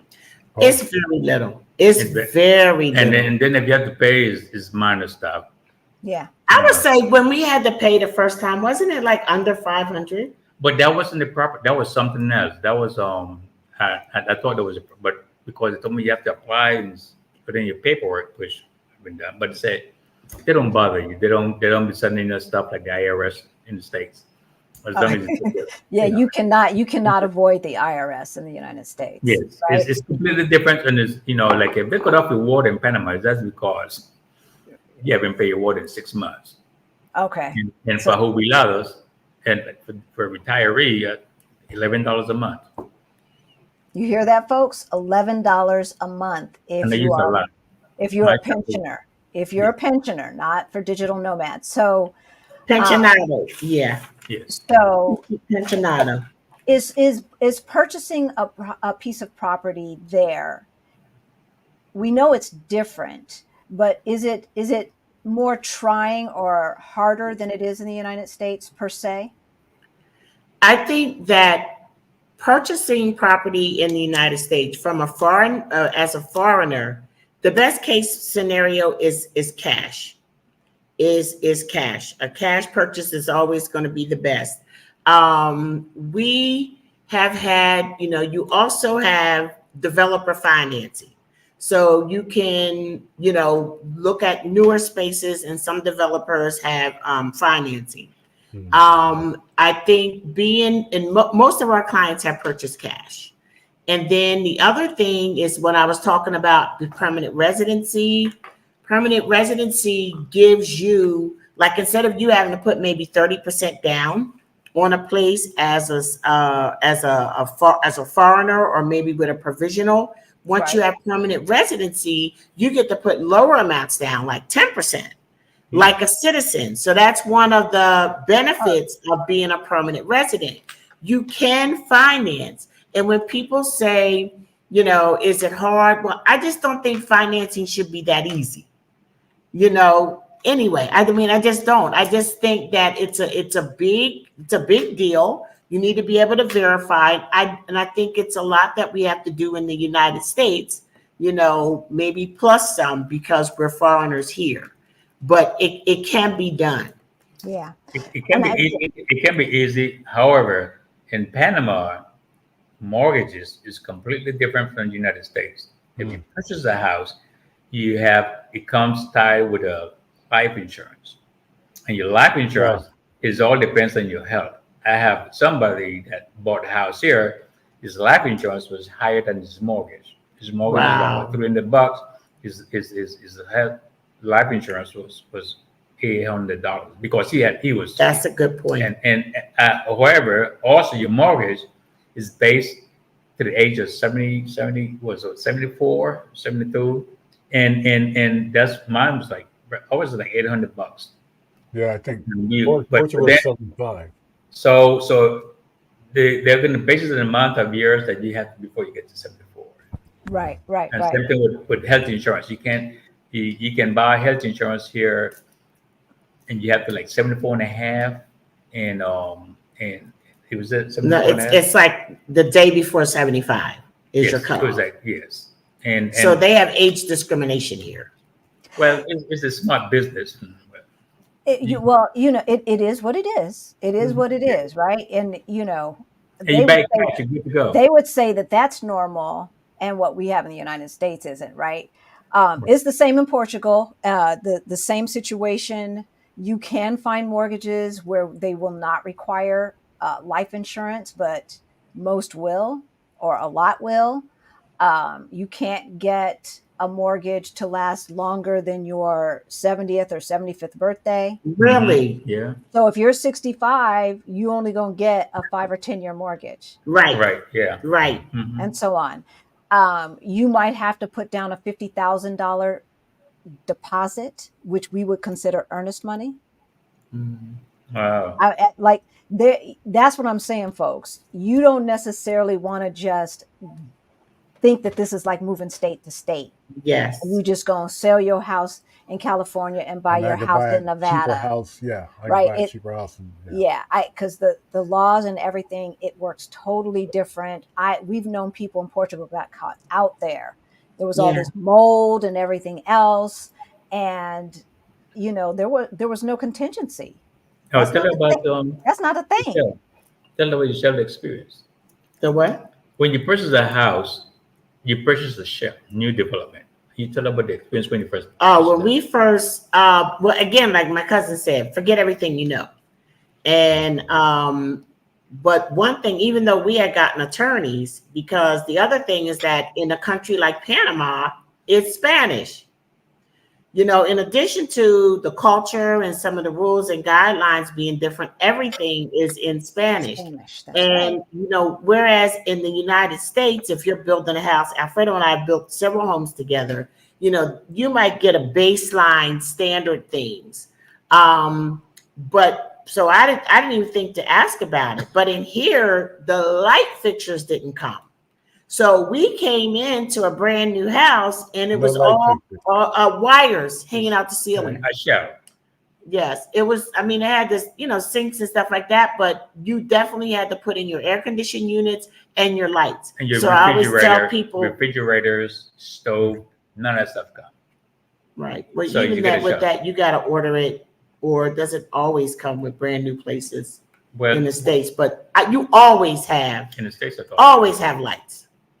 You always have lights. You Yes. always have lights when you come in the States. When you get a new place in the States, you're never going to go in. So that was something that was unexpected.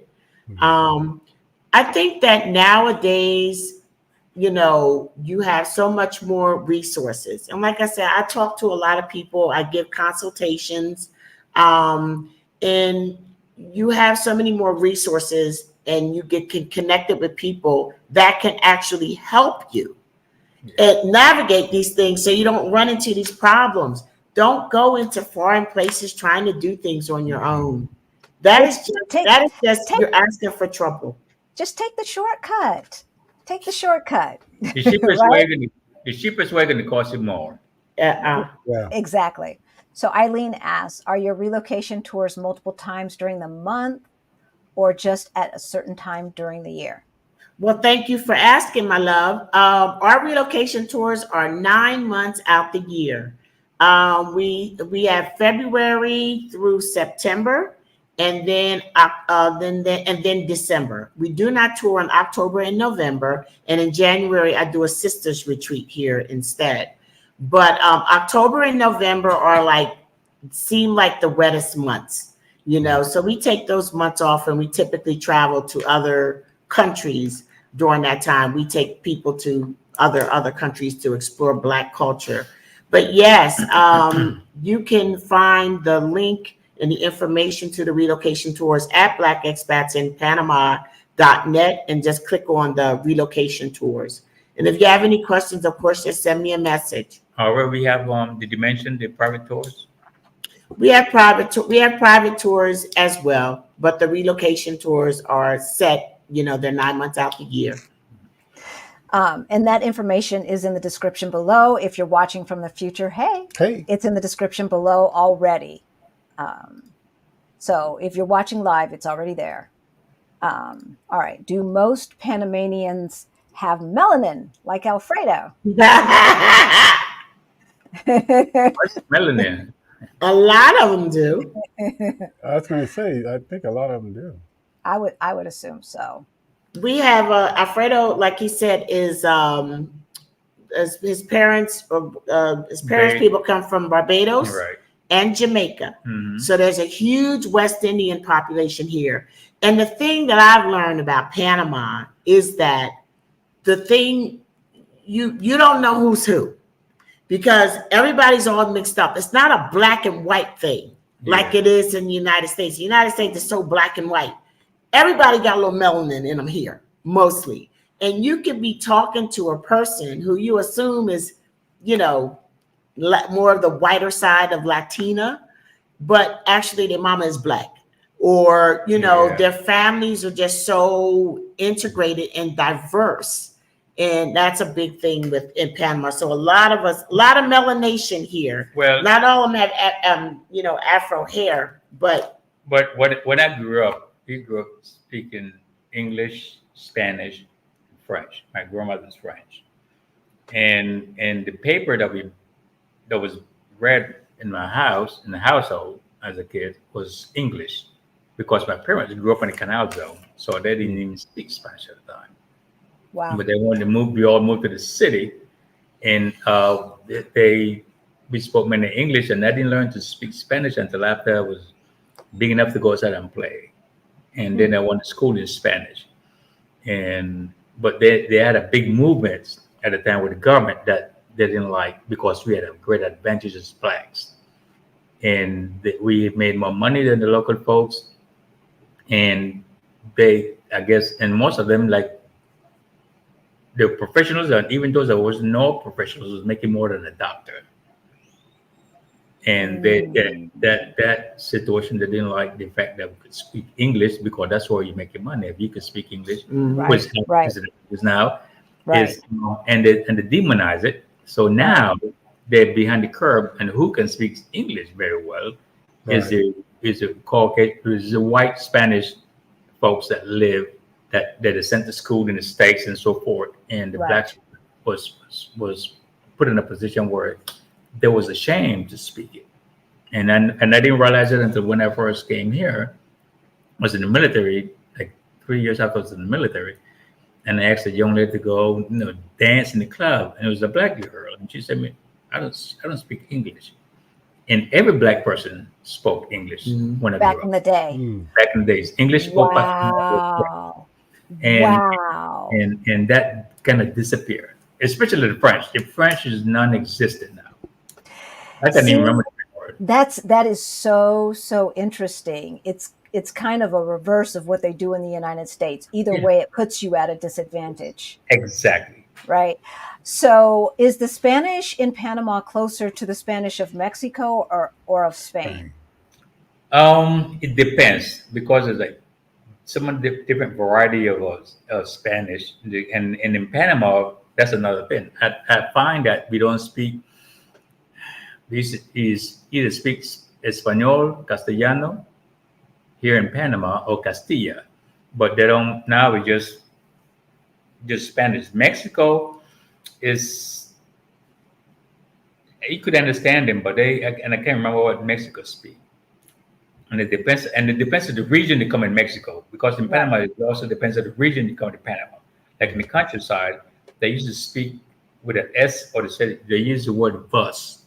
Bus, that means you guys, like them, and it was part of the. But in the city they don't use bus. In Nicaragua, the same way too. In Nicaragua, they used to use. I don't hear Nicaraguans speak with the word bus anymore longer. So so, but mainly is Castellano or Espanol. Interesting. Okay. Charlotte? Yes. I'm not that good at Spanish. Where'd you get your Oh, friend? oh no, I'm sorry. Oh, where'd I get my friend? Somewhere in Virginia. I guess these, the Ray-Bans. That's funny. I got my glasses done here in Panama though. Somebody had asked about healthcare, and the healthcare here is awesome. You know, I have just had very positive experiences with healthcare, and I think with healthcare, when people ask that question, again, you have to take your US mind off.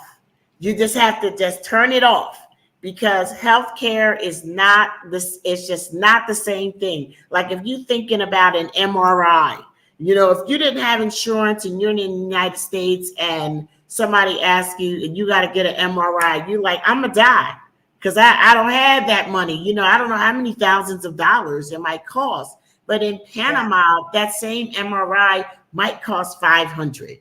You know, I had a root canal done, for a good root canal done for, oh gosh, was it 300 and it was 300 and something dollars. And to put it in perspective for you, that was more than the copay that I paid on a root canal in the United States. The root canal in the United States was like $2,500. Yeah. You know, and here it was 300. So sometimes you don't even have to use your insurance. And the healthcare, the doctors are like on WhatsApp. So it's a whole different system. And they treat you spend more time in your appointments than you would do in the States, where time is premium for them. You go in, what's wrong with you? Check your throat, tongue, pierce your armpit, you check your ears, you out. Here they have pretty much a relationship with you. And they just, you know, and when you finish with all the questions, you're done. It's not like they just have a time limit, 20 minutes. Right. And it's great. And like the MRs, I remember, I think I paid the copay was $20. So and it was 20%. So I guess it's no more than $150. And so if you go for teeth cleaning, it's $25 to $35. But you get certain things. If you want to complain about. People say I talk too much on this. I'm just the teeth cleaning part. She don't like it because she's scared of it. But what it was is the water be dripping and stuff, and they're trying to get clean, and they kind of rough with themselves. But then you can ask for. You can always claim, say that I'm sensitive, and they will accommodate you for the same price. I do. Yeah, I do too. And I can't say in Portugal you can get your teeth cleaned that inexpensively, or at least the place that I went to. But I paid, I want to say something like 75 or 80 euro, but that included X-rays. See, over here it doesn't. You just whatever extra you want, you'd have to pay for it yourself. That was, so the cleaning might have been like 50 is what I'm saying, you know, because that did include the X-rays, because this was my first I have not found them to use an individual tool. They put you in a chair, they put a water pick on 100, and water is it. Yeah, no. But if you want that, there is certain hospitals, like I got a lot of friends that dentists, that they will charge you. They will charge you at that point. A full service in the States is $75 or so forth. Yeah. And this is what I've heard that they will charge. Maya, go ahead. I was just looking at Maya's question. I mean, honestly, I talk to a lot of people, and I just don't believe that you can really live comfortably here for $1,000. I don't. I mean, if you do, you have to be very creative. You have to be very disciplined. And if you're talking about living here on $1,000, are you talking about paying off all your bills in the United States before you get here? You know, that's another thing. It's like you come in and you say, can you live in Panama for $1,000 a month? So, okay, you figure you got to eat, you got utilities, You know, I mean, you're not going to, I would see people saying you could live here for $400 a month. Most North Americans are not going to want to live in places that you can live for $400 a month. I'm just being real with you. Probably if you have $1,000 disposable income that you could do for a move, you would definitely need to be very creative or maybe consider a roommate. And that is something that's very popular. There's a Facebook group, 60 plus Black expat women. And they do a lot of those connections, you know, where a senior woman wants to go and live in Ecuador or in some other place, and they actually make those connections online to help each other afford it. So I'm not saying that it can't be done, but I'm saying that you'd have to be very strategic and disciplined. And I think what you're getting at is that some of the local folks and a lot of foreigners that come here from Venezuela, how they can get away with, because a lot of them don't make more than $300 a month, and they can just rent a room in a house, right? And that's how they get away with that. And that's when she's referring as being creative and the support system they have abroad. So, and you know, what about $1,500 a month? Yes, comfort. That you could do it. Yes. Okay. 1,000 is cutting it really close. Yeah. 1,500 you could probably do, and I think quite a few people do. Yes. Quite a few people do. And for one person, but then if you want to add it for another additional person, it's be another $250. Right. Right. So, because Rick and I, our budget is about $2,700 to $3,000 a month, and it would be a lot less if other people get out of our pocket. But you can get a nice, you can live in Coronado, one of those condos in the beachfront. Yeah. You know, and yeah. I mean, and I love where we live. I know we live a little bit more extravagantly than what the average Portuguese can afford. But they could live there if they had 2 salaries coming in easily. Yes, exactly. That's the way they work in Panama. They're based on the household salary. Exactly. So ADR asks. So first of all, I want to thank you. Thank you for the super chat. Super chat. Thank you very much. Or super sticker. We can't tell because we're on a third-party platform. But for those of you who don't know, all of our super chat, super thanks, and super sticker money goes to our scholarship fund for Beyond the Bling. Yes, for Beyond the Bling, Money Mindset Makeover for Financial Independence. And so they're asking about dental tourism. There is a gentleman, his name is Mike Kelly, and he does medical relocation tours. I've never heard of one where it's dental tourism, but you could find out, some people find out, get referrals for dentists or whatever, and then come here and get things done.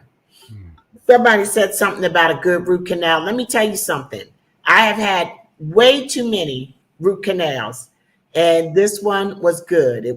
I wasn't uncomfortable. It was fast. It went really well because I'm traumatized at the dentist, and so it really went well. They had a translator there for me because that was very important. But yeah, it's a different. And I have had bad root canals. Let me tell you something. I could talk to you about root canals. But how much you pay for that? I said it was about like $350, something like that. And that's the difference. What I'm saying. In Panama, if you go cheap, it's cheap. But if you're going to go, if you want a full service, you're going to pay, but you're not going to pay that much. But you're still going to, you have to pay a little more than the average. They keep it for the local folks. The local folks, they don't have that kind of money to they just take it, the shot or whatever they can give you. But with the insurance situation, one of the things they recommend is that you take out the insurance to go to for overnight, for staying in the hospital, and for emergency. But the rest of the stuff you can pay out of your pocket. Right. Oh, okay. Right. And that's where you can afford the insurance. A lot of that is the same in Portugal as well. Yeah. I don't know that I know what a chemtrail is. A what? A chemtrail. Chemtrail. Do you know what it is? It has something to do with jets flying across the sky. And That's what I thought, and I'm not sure. It's I don't know. Let me It's a Google it. Yeah, we can come back to it. Yeah. Hola from Bella Vista. Hola, I love you too. Dana Moore, she came on one of our tours, and she and her wife, they bought right away. I love it. They are loving it. Mm-hmm. What is the age to qualify for pensionado? That's a very good question. The pensionado visa is not about your age. It is about your pension. So we have people here who have the pensionado visa who are 40 years old because they have like military, the VA disability can qualify as a pension here. And so it's not your age, it's your pension. I love it. Okay. I love it. Can you find affordable housing? I think we talked about that. Do you need to register in Panama if you're doing an online business? I can't really answer that. You might. That's kind of a lawyer. That's kind of a lawyer question when you're talking to them about your residency. Our preferred lawyer is Giovanna Bernal. She is with Prime Solutions Tax and Legal here, and she has been serving Black expats since we started. She has served over 300 Black expats since 2021. So many Black people have their residencies, y'all. Even the people that haven't moved yet, get your residency. Yeah. Now, when we say that, it's like we take for granted that we have all this time, and we don't. I just think that we err when we do that. Go ahead. You don't have to buy your house today. If you get your residency, early, then if you're ready to buy a house in 2 to 3 years, you can get permanent residency, save on money on your down payment, get other benefits. But I just think that, Roland Martin did this whole thing on Tubi, and the media and everything was just mind blowing. But one of the things that he said was, we're at a Cat 5. The U.S. is at a Cat 5. A Category 5 is coming, and we're not paying attention. Stop believing that blue passport is your ticket to everything. They can change that in a second. Get yourself an alternative ID in your wallet. What's in your wallet? Let it be an ID to another country, so that you have options for you and your family. Make sure everybody in your family has a passport. If your passport is close to expiring, if you have less than 6 months on your passport, you need to take care of that today. Honestly, seriously. And a lot of times, speaking on the passport, a lot of times in a foreign country, you can get your passport renewed faster. Yeah, once you're out. Once you're out, you can go to an embassy and they'll renew your passport faster than they will in the United States. Not here. Alfredo said it takes longer in Panama. Oh, in Panama, the process, man, is like you have to, because I think they have to send to Puerto Rico. You need some water or something. Kill me. Because I think that they send it to Puerto Rico and they process it and then they send it back. But and I was just talking to her about that today. We was having a conversation this morning, and because she needs to do that and stuff. And then if your passport doesn't have a certain amount of months, before it expires, they won't even sell you a ticket. Yeah, to fly. Exactly. I mean, and you gotta have a round trip ticket if you're not a resident. When you come into another thing. And that's another thing. Y'all, I know. We did a whole show about getting out before the next election. We did another one on the fastest, like digital nomad visas. Mm-hmm. But don't You forget to know, vote. Yeah, so gotta vote. yeah, Definitely. and thank God we get to vote from Colorado, because our Secretary of State has done a great job in making sure it is so easy. It is so easy. It is.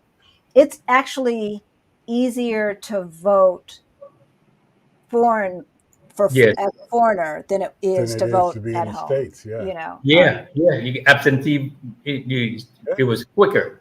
Everything's online. Until I got to Miami, those Republicans were cheating. They made me a Republican, and I was like, I never voted a Republican. An excuse for those Republicans, no insult, but I said, man, I never voted with Republicans, and they had me there, and then they were going to send me some stuff. In Virginia, it was much easier, but in Florida, those people they just trying to steal the situation so bad. yeah, at They make category it. 5. Yeah. Yes. Category 5. They It know is. that. So Beverly asked, does Panama have universal health care and quality health care? We talked about the Talked about the quality quality. Yeah. already. But is it universal health care, or do you have to have, well, I guess you don't have to have insurance. You can pay out of pocket, but you need to have insurance at least for in case something serious happens. That's more than just, Well, treating the well, sick. if in Panama, like I said, when they go cheap, they go cheap, and you can and He always say that. It's true though. but it's absolutely right, It is. and you can get the public use, but it's extremely slow. You can get 2 or 3 months before they see an appointment for taking your test. That moves really slow Yeah. process, and they bump you around through the system, but it's free. You donate whatever you want to be, but there's universal, but that's for the public. I don't know if you have to be a resident before you apply for that or not, but it is applicable. But it does Okay. have it. Most Black expats don't use public, health care, Universally. universal health care. I don't. I never use it. Never will. But what the recommendation I make for people, a lot of people here, the wonderful thing about Panama is its proximity to the United States. So a lot of people go back and forth. They will make of course, you keep your U.S. health insurance, and they will make their appointments, go back home and spend a month just doing all their appointments, all their checkups and things like that. The other thing that you can do is when you move to Panama, you can buy health insurance here. That's sort of like Kaiser. Whereas Kaiser, you go to one place for your treatments, or like we would go to one place when we were, military. Right. And you can get, I also have an insurance broker who I introduced you to on the first night of our tours, but you can get insurance just for major medical.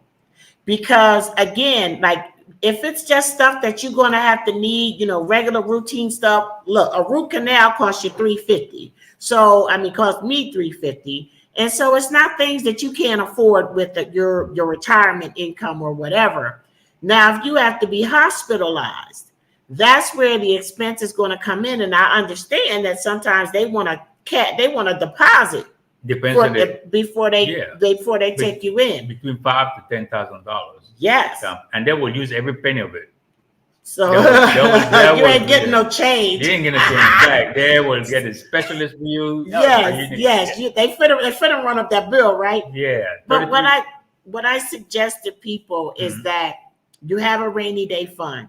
Some people are letting some insurances go in the United States. Well, consider in the money that you are going to budget when you move here, have that fund set aside in case you have a major medical, situation, or just for medical things, period. And get yourself a policy for the long-term care. No, the stays. If you have a choice to get Blue Cross Blue Shield Federal, and it's the most expensive hospital here in Panama, one of the best. They're the only one that has that contract. So if you talk to your hospital in the States, and they can arrange that for you and stuff. And we had one gentleman, Black Expat, that he was having some issues, and he just went to the hospital, and they say, hey, they appoint him the doctor and everything, and they handle it. Somebody in the chat had that insurance too, and she was like, yes. Yes, it's and it has to be Blue Cross Blue Shield Federal. Mm-hmm. And talk to your insurance company and stuff, and they can give you that information, what the process should be. And it went back and it went through fast for him. It says, she said, I was told if you have a pre-existing health condition, you cannot get the universal health care in Panama. Is that true? And if so, is there an alternative? I don't know about the universal health care, but I do know that you can get insurance. You know, if you have a pre-existing condition like the United States, your insurance premiums are going to reflect that. You know, I don't know if it's as high, it's not as, you know, extreme as the US, but if you have pre-existing conditions, your insurance will reflect that. One last thing about medical is that people come and they'll call me and say, Charlotte, I'm coming to Panama, but I'm on this particular drug. Do they have it here? So in Panama, so I will contact my doctor, and you know, the doctors are so different here. He gets right back to me and tells me, yes, this is what we have. The thing is, it may be a different milligram. So you may require 20 milligrams, and it may come in a maximum of 10. So you have to consider that if you're going to buy it here, which a lot of stuff you can buy over the counter, that's the other thing. Mm-hmm. You'll have to have a pharmacist go to pharmacy, you know, have a prescription for everything. But you may have to buy twice the amount because of the milligram differences. Right. Interesting. But is it affordable? Very. Okay. Very. I thought residency in Panama was easy. I guess easy is relative. It's not that hard. It's not that hard. And they were doing like a family reunification, Cassandra, as opposed to just a 100% separate residency visa. So in some ways, I think it was easier for me to get my checking account and things like that because my husband was, you know, already a resident. I didn't find it hard. You know, I didn't find it hard at all. It was easy. I just found the questions that they asked married couples to be nerve-wracking. Right. Yeah, that was crazy. You know, and getting residency for Portugal was not hard per se. Mm-hmm. It was just tedious. Yeah. Right? There's just so much, and the timing of things, it has to work out just so, or it could cost you more, and just it's nerve-wracking. Anyway, all right. Unlike most Latin American, doesn't Panama use the US dollar? Yep, they do. That must quite convenient for travelers, expats. Yep, investors. Does that impact the cost of living for locals? Well, that's a good question.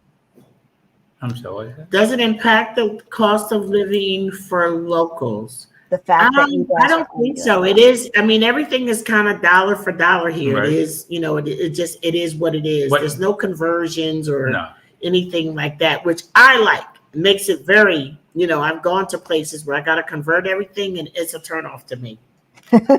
So, well, you stop converting because you just transfer the money, and it's just euros. I think in euros now. I don't think in dollars anymore. Wow. But so, how much is a loaf of bread there? A loaf of bread? I don't look at the price. I just buy it. See. I don't look at the price, man. Let me look at my. I got one today. I feel like a generic. I got one when we went walking. Yes. Don't get up, babe. Don't get up. I was going to look at the receipt. No, I think it was like I don't know, maybe $2. No, it was $1.50. Maybe $1.50. And when the group was 20 cents. Yeah. Okay, so like $1.50 for the generic brand. Generic brand. But then you can buy the homemade is like it's $3 for a quarter. You know what do you call the Italian small Right, right, right. Same in Portugal. Same in Portugal. Okay. Okay. So I think, Karen Louise, I think the prices are better. So even though they're on the dollar, you get their dollar buys you more, is what I'm Yes. hearing. Yes. However, the one thing that in Panama is not too, you have to go to like a specialty bakery and stuff because, and I didn't realize that until I ran into a Mediterranean guy here, and he was looking for through the bread, and he was looking at this was in the States in the Wegmans, and he was saying he was looking for the salt content in the bread. I didn't realize that it was that much important, but it is in what they put in the bread. And a lot of people are more health conscious about the bread. In Panama, you'll have to go to a specialized, there's a lot of bakeries and a lot of food doesn't have as much preservative, but we having a lot of U.S. influence now that's gonna sort of, they're gonna shift because a lot of folks coming in and the Americans will buy the company and the philosophy change. Oh no.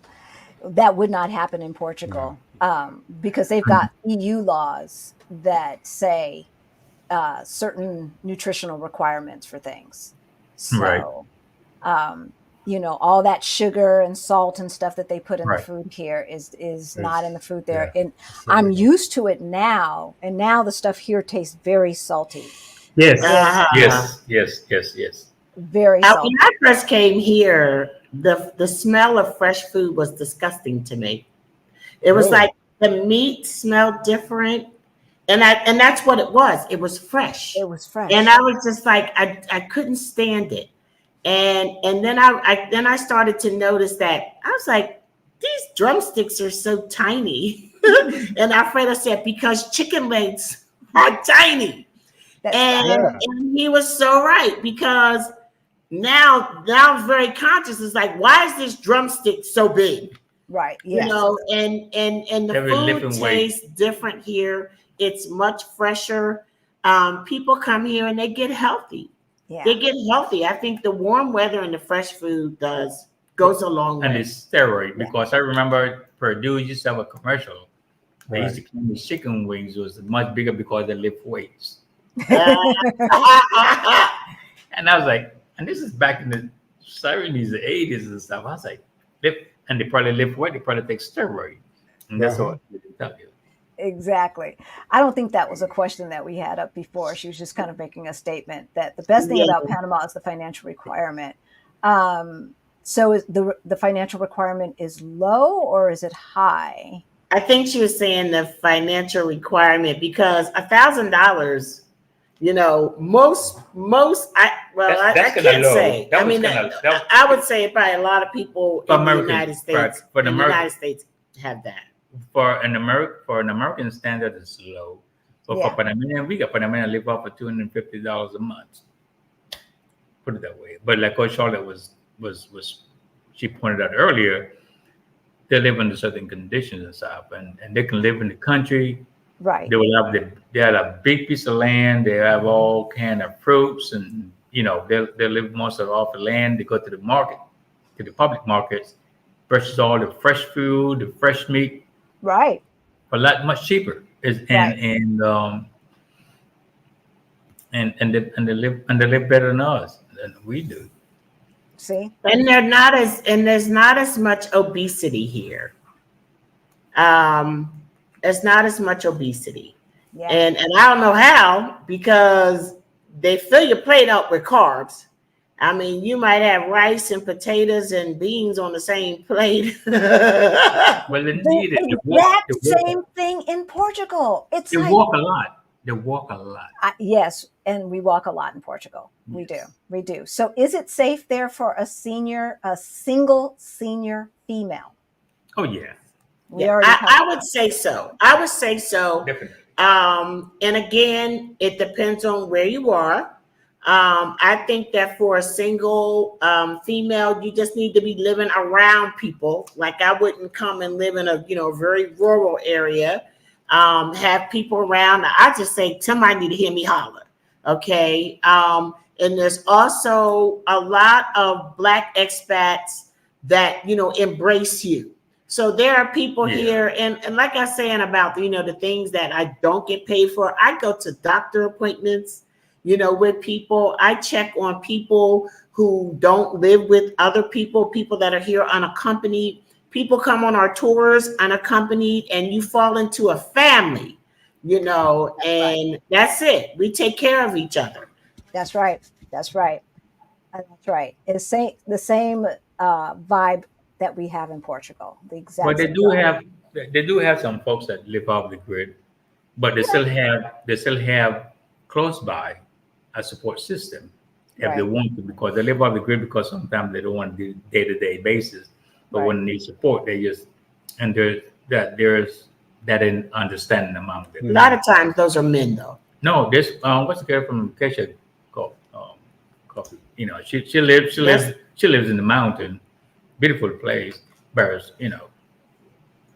Yeah, that wouldn't be me.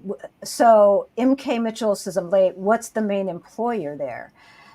I would say either the canal, between the canal and banks, between the canal and banks, like their biggest, what does Tio call it? Oh gosh, And the reason they have so many banks here in Panama is the canal. Is because of the canal. That's so much because they have to pay cash to come through here, and for them to process the amount of money that quick and that fast, they Right. require that such a large banking system. Right. And they have Interesting. Yeah. Interesting. Okay. Are indigenous populations treated well in Panama, such as the Imbera, mhm. who are much here and live in traditional villages along the river? much better than they used to do in the past. When I grew up and stuff, the main one was the Kunas, and that was the only protected land that we had, and we had 9 provinces and 1 comarca, and that was done for the San Blas. So when I get here, what I learned in school is out the book of Right. of the shelf now. Is like now, and they have so many protective indigenous land now but they still have issues. They Of course. and because mainly the folks with the resources and they take a disadvantage of these folks, take advantage of these folks, especially like the mining system. They were finding dirt, and they come in here. Not only American. It's not just all of it. People with money will come in here and they take advantage of situations, and sometimes they do it under the radar, and you don't even realize what's going on, and until they do. But then starting to raise up now, they have them in politics, and they treat them better than they treat them in the past. But we still have a long way to go. Yeah. Okay. So, are you saying that they're now integrated into the political system? They're starting to run for office and stuff like that. Okay, good. That makes a difference. Half on the video. Oh, yes, and they and especially the protests we had during the pandemic, their presence was much more visible. Okay. Yes, visible. But in this one that we had, the last protest, they were there, but there wasn't that much representation. But they was pushing them much harder because they suffer more than anybody else doing the protest for the mining process. Right. Not surprising. I will be a fairly young person when I retire. Yay. How is it for singles and dating? I'm surprised it took so long to ask that question. But that's your. Well, I think that I can answer this one. Yeah, you can answer. I think that, we have a group called Single and Satisfied. Majority of the people in our group is older people.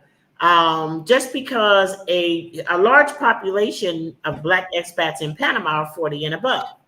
But there are other groups that are younger. There's younger people here. There's more younger people here now that a lot of people are working from home.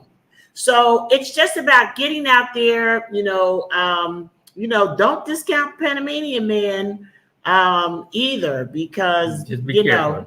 it's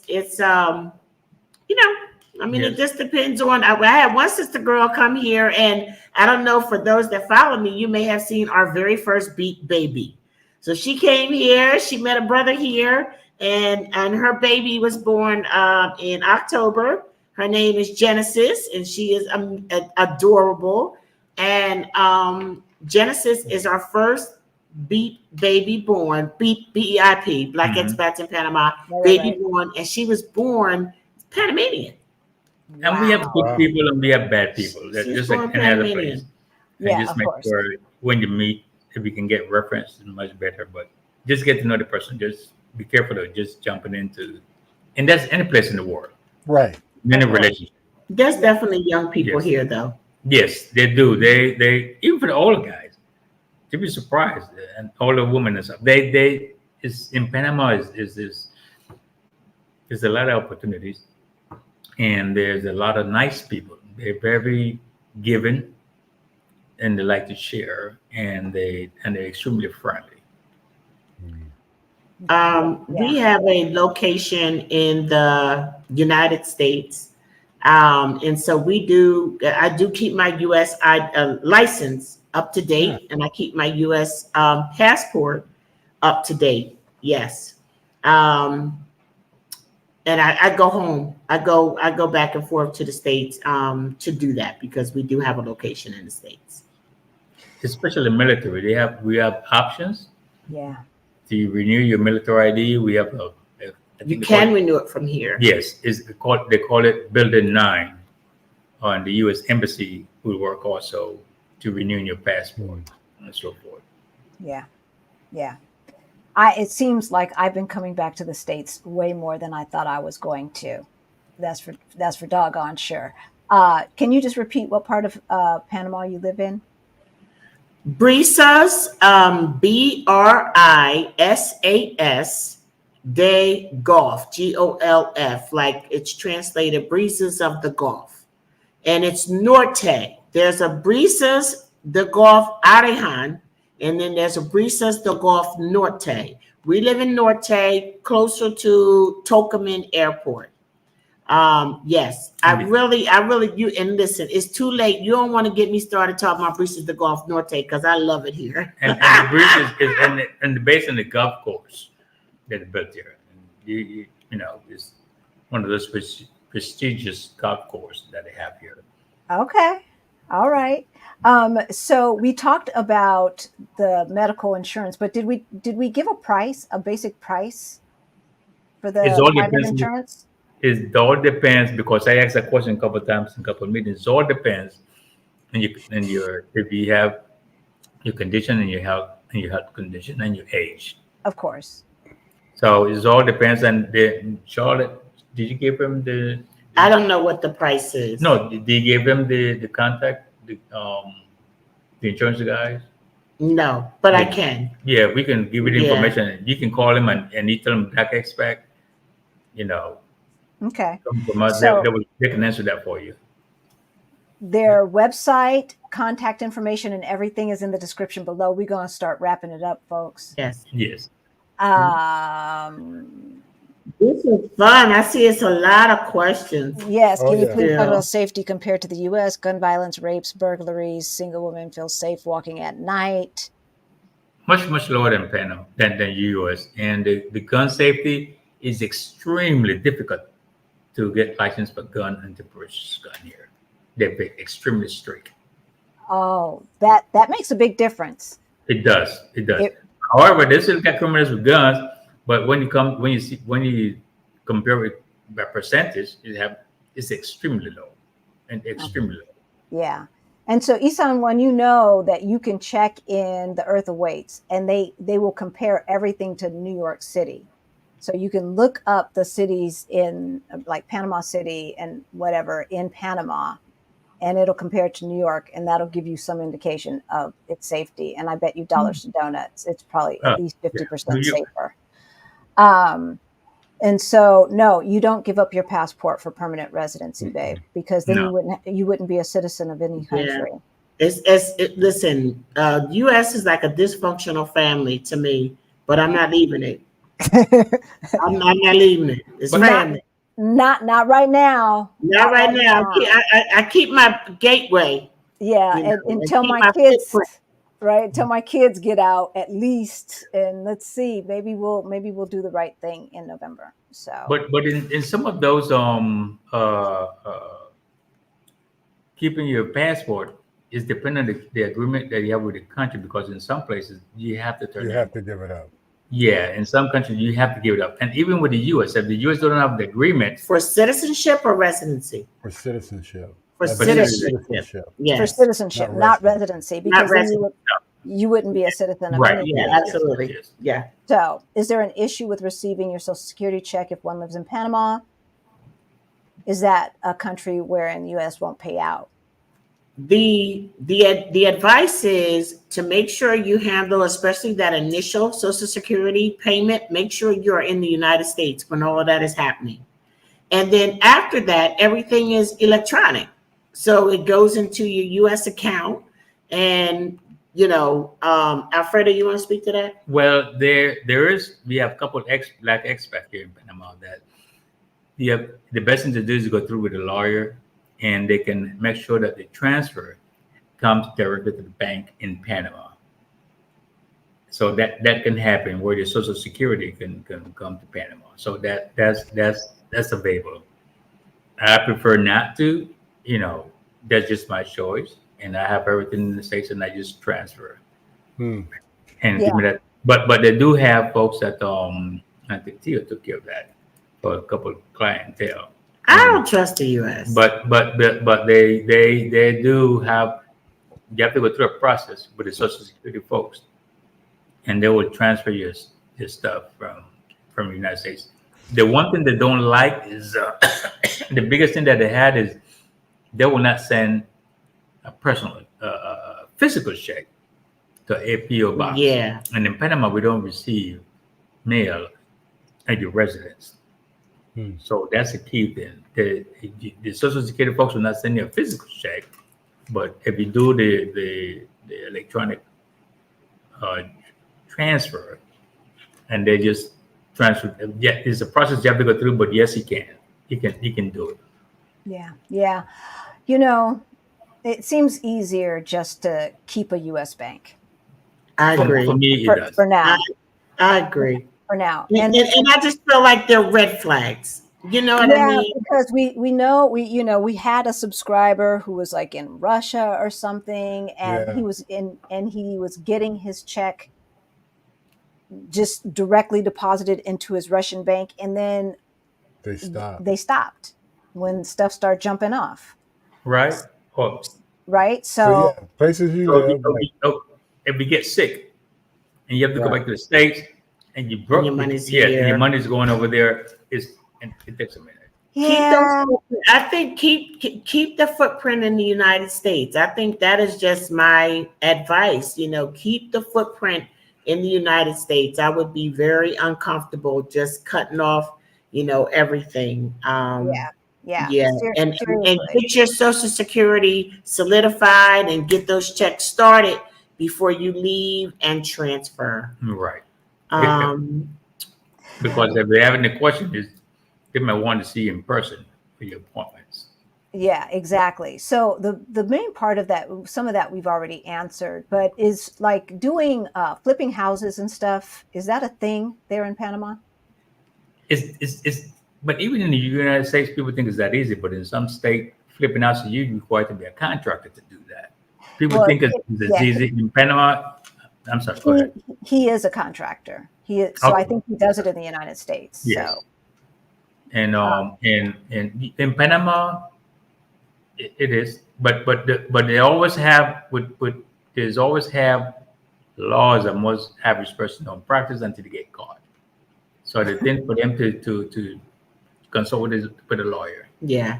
And the other thing is this, even for people that want to buy in Panama, I am not sure exactly why, but it's easy to buy a place, not easy to sell.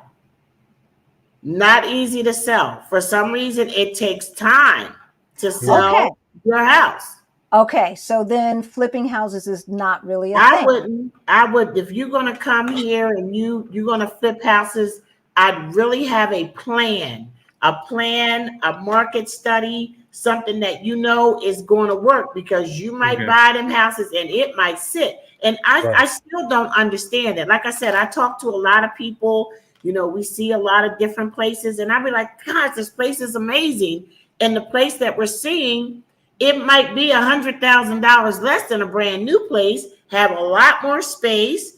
You know, the pre-existing properties here, sometimes they don't have the HOAs, because now Panama is very big on HOAs, which is very attractive to North Americans, you know, because you have somebody, you know, governing things and just kind of regulating.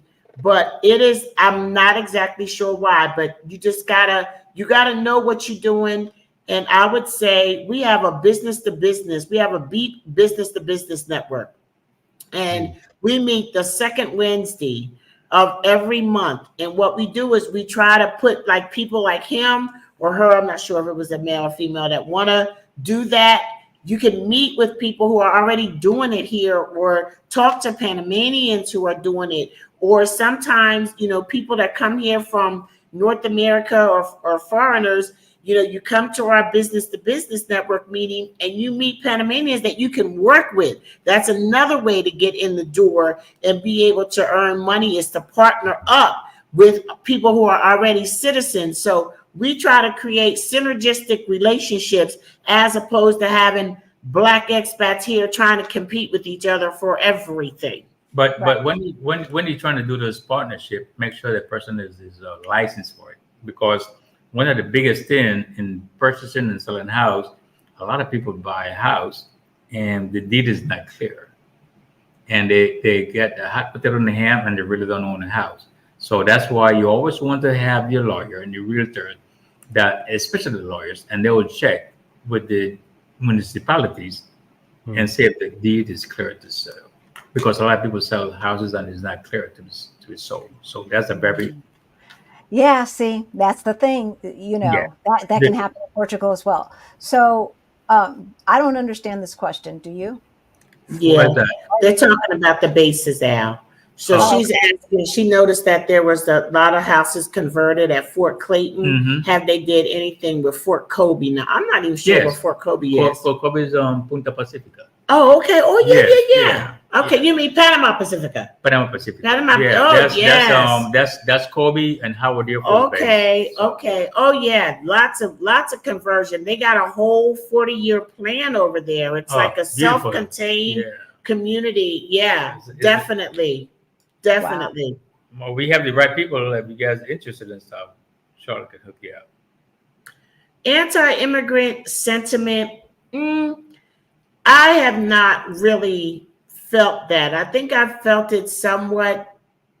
I think I have felt it before, where I felt that might be it. But again, you know, that might have been me. But as a whole, I don't think that there's an anti-sentiment for us. And I'll just be honest.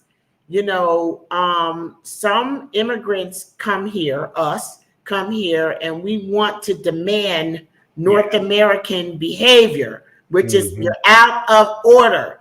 And the worst ones are white North Americans who come here. They're the worst, you know, and they're in the United States with entitlement, and they bring that entitlement here. So I'm not really sure how that community is with that, because my focus and my moving is more in the Black community. My observation is that it happened, but for doing a face. Let's say, because whenever the immigrants come here and they're showing the tail, then the public suffer. And what happened? The Panamanian government will evict, will revoke your visa and kick you out of the country. And that mainly happened with the Venezuelan. A lot of Venezuelans came here and they came with money, and they came out real cocky. And they said, well, we're here to improve your system. And at one point, there was a lot of them that was really trying to be, you know, talk bad about us in public. And so the immigration was like, hey, just deport it. And if you can have a valid complaint, they'll deport it. They don't give much money. Right? Yeah. But then that changed. That changed, and everybody get along and stuff. And it happened with Asians. With the Asians at one point, at the very, very beginning, it happened with us, the Barbadians, where they want at one point in the 60s, 50s, they wanted to put us out of the country after they built the canal. Of course. Because, Of course. Of course. Yeah. They And- use Africa. Yes. It's like us Yeah, going back to exactly. Africa, right? But like I say, it's just a phase, and then we just get over it and stuff, and we part of the society. I will say one thing about there's a gringo. There's you hear this thing and it says gringo prices. And everybody is always worried about being charged more because, they recognize that you're a foreigner and a foreigner, from North America too. One of the things about in Panama is that we all look alike. So I look like a Panamanian. I look like a Panamanian. So until I open my mouth, you don't know I'm a gringo necessarily, right? But at the same time, I think that sometimes foreigners take that a little bit too far and you get a little too defensive because you also have the reverse that I see. I have seen Black expats in Panama try to underpay Panamanians, and think they ought to get things for free. I have seen that. So I do believe that you have to watch the prices that you're paying for things because of that could be some kind of sentiment, like they got the money. Right. I've experienced that a few times. I don't haggle. I'm like, okay, thank you. And I keep it moving. Yeah, I don't haggle either. But that's the thing about Portugal. We blend in. They don't know we're not Portuguese until we open our mouth. So this is going to have to be the last question, y'all, because we're at 2.5 hours. That was so my good. God. Man, I got to go. I got a football game to watch. Hang on. So I know we had some other questions in the chat, you guys. We love you, but we can't keep these folks to any longer. It's been a pleasure. I'll try to answer some. I'm not really sure how to do it on YouTube, but I'll try to go back and answer some. Or they can send me some directly too. Go ahead. I'm sorry. You can do it in the comments as well. Okay. Yeah. But I thought this was important. How Yes. is the LGBT community treated there? Well, I think that we have quite a few members in our group. And I think it's so interesting because when they move here, we move here and we're like, okay, how do they treat women? How do they treat Black people? If you're in the LGBTQ community, then it's like, how do they treat us on top of all those other things? And I feel like for the most part, the people in our group that are in that community are happy here. We have people here, couples that are married.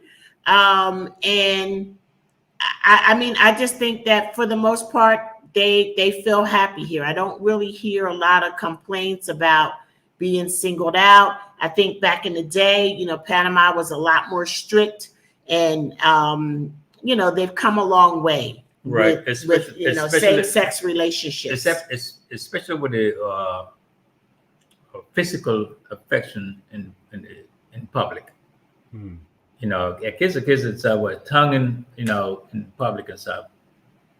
It wouldn't create a diplomatic situation, but it was, a conservative person would have said, "Hey." I see a lot of homosexuality here. Oh, I don't think that. Yes, they do. It's not. But I'm talking about the affection. They hold hands or whatever. But I'm just talking about, if you see a man and a woman kissing in public, I think it's different. But that's unusual. Yeah. Yes, but that's unusual. Okay. And I think that's one thing to take into consideration. Okay. That gives us a good idea. This should be a quick question. And it's so different than any other one. So I just wanted to ask it right quick. Is a car necessary to live there? Or is it walkable? And then has anybody shipped their car? I would never do that, but has anybody shipped their car? Very easy. What is more cost effective? Ship your car in general or buy one? Because I did not want to. I did not want to buy a used car here. Okay. Because people drive crazy. I'm just saying. But we decided not to ship our vehicle because, well, number one, the one vehicle that we had was a Mercedes. We shipped that to Florida. I did not want to drive a Mercedes here. I want to fit in. Mercedes is not commonplace like it is in the DMV, where we're from. Like I said, I just want to fit in. We purchased a car thinking, okay, we'll buy this little Juke Nissan because I saw they had them here and it was set up high because back then you saw more flooding. Now Panama has a lot better sewage system, so it's not as much. And I'll try to be real fast. But the thing with the car was that it's a car made for the US. When you have a car made for the US, it may look like the car that's here in Panama, but the parts may be different. So what you end up doing is you take your car to the dealership and they got to send for parts to the US. And so we just decided to sell our car. We sold our car at CarMax. And not to give them no plugs, but I've always had good experiences selling cars to them. We sold our car at CarMax, and then when we came here, we bought a new car that we've had for about 5 years, but we could have shipped it in a container. Yeah. You could have shipped it as well, but you're going to have those U.S. Panama parts. Yeah, and how we shipped it here to the U.S. is like your household will, because we have a large house, will fit in the first 20 feet. You get a 40-foot container. 40-foot container. And the car will take up the 20 feet of the container. Okay. Yeah. So it's easy.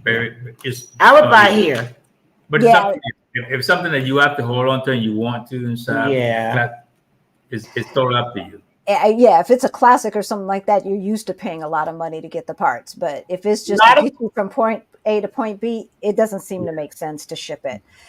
And it is walkable. If you live in the city, if you're depending on where you live, like we live in the suburbs, we can walk to most everything, within we can walk to a lot of stuff within 5 to 10 minutes. But in the city, it's really easy because we have Uber, we have InDrive here, you have taxis everywhere, if that's your thing. Public transportation, subways, brand new metro system, the bus, the bus system, so you can get around easy. The bus stop right across the house. Yeah.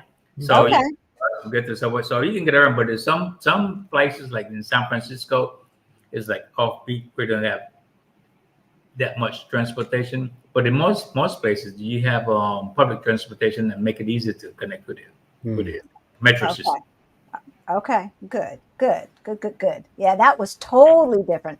Thank you so much. Thank you. Thank you. Oh my God. Thank you so much for having us. Thank you. We enjoyed every minute of it. I hope I didn't talk too much. No, but I get excited. Yes, we did. I get excited. There was a lot of great information. Exactly. Good. Exactly. And I know we didn't get to everyone's questions. We love you guys. We really do. But we can't keep these folks too much longer. And so we're going to say goodbye. You guys stick on. And we love you guys. We will see you next Sunday. All of the information to get in contact with Black Expats in Panama is in the description below. Bye. Thanks for coming on, guys. Get in touch with us. Black Expats in Panama everywhere. That's right. Rick, when you coming to Panama, Rick?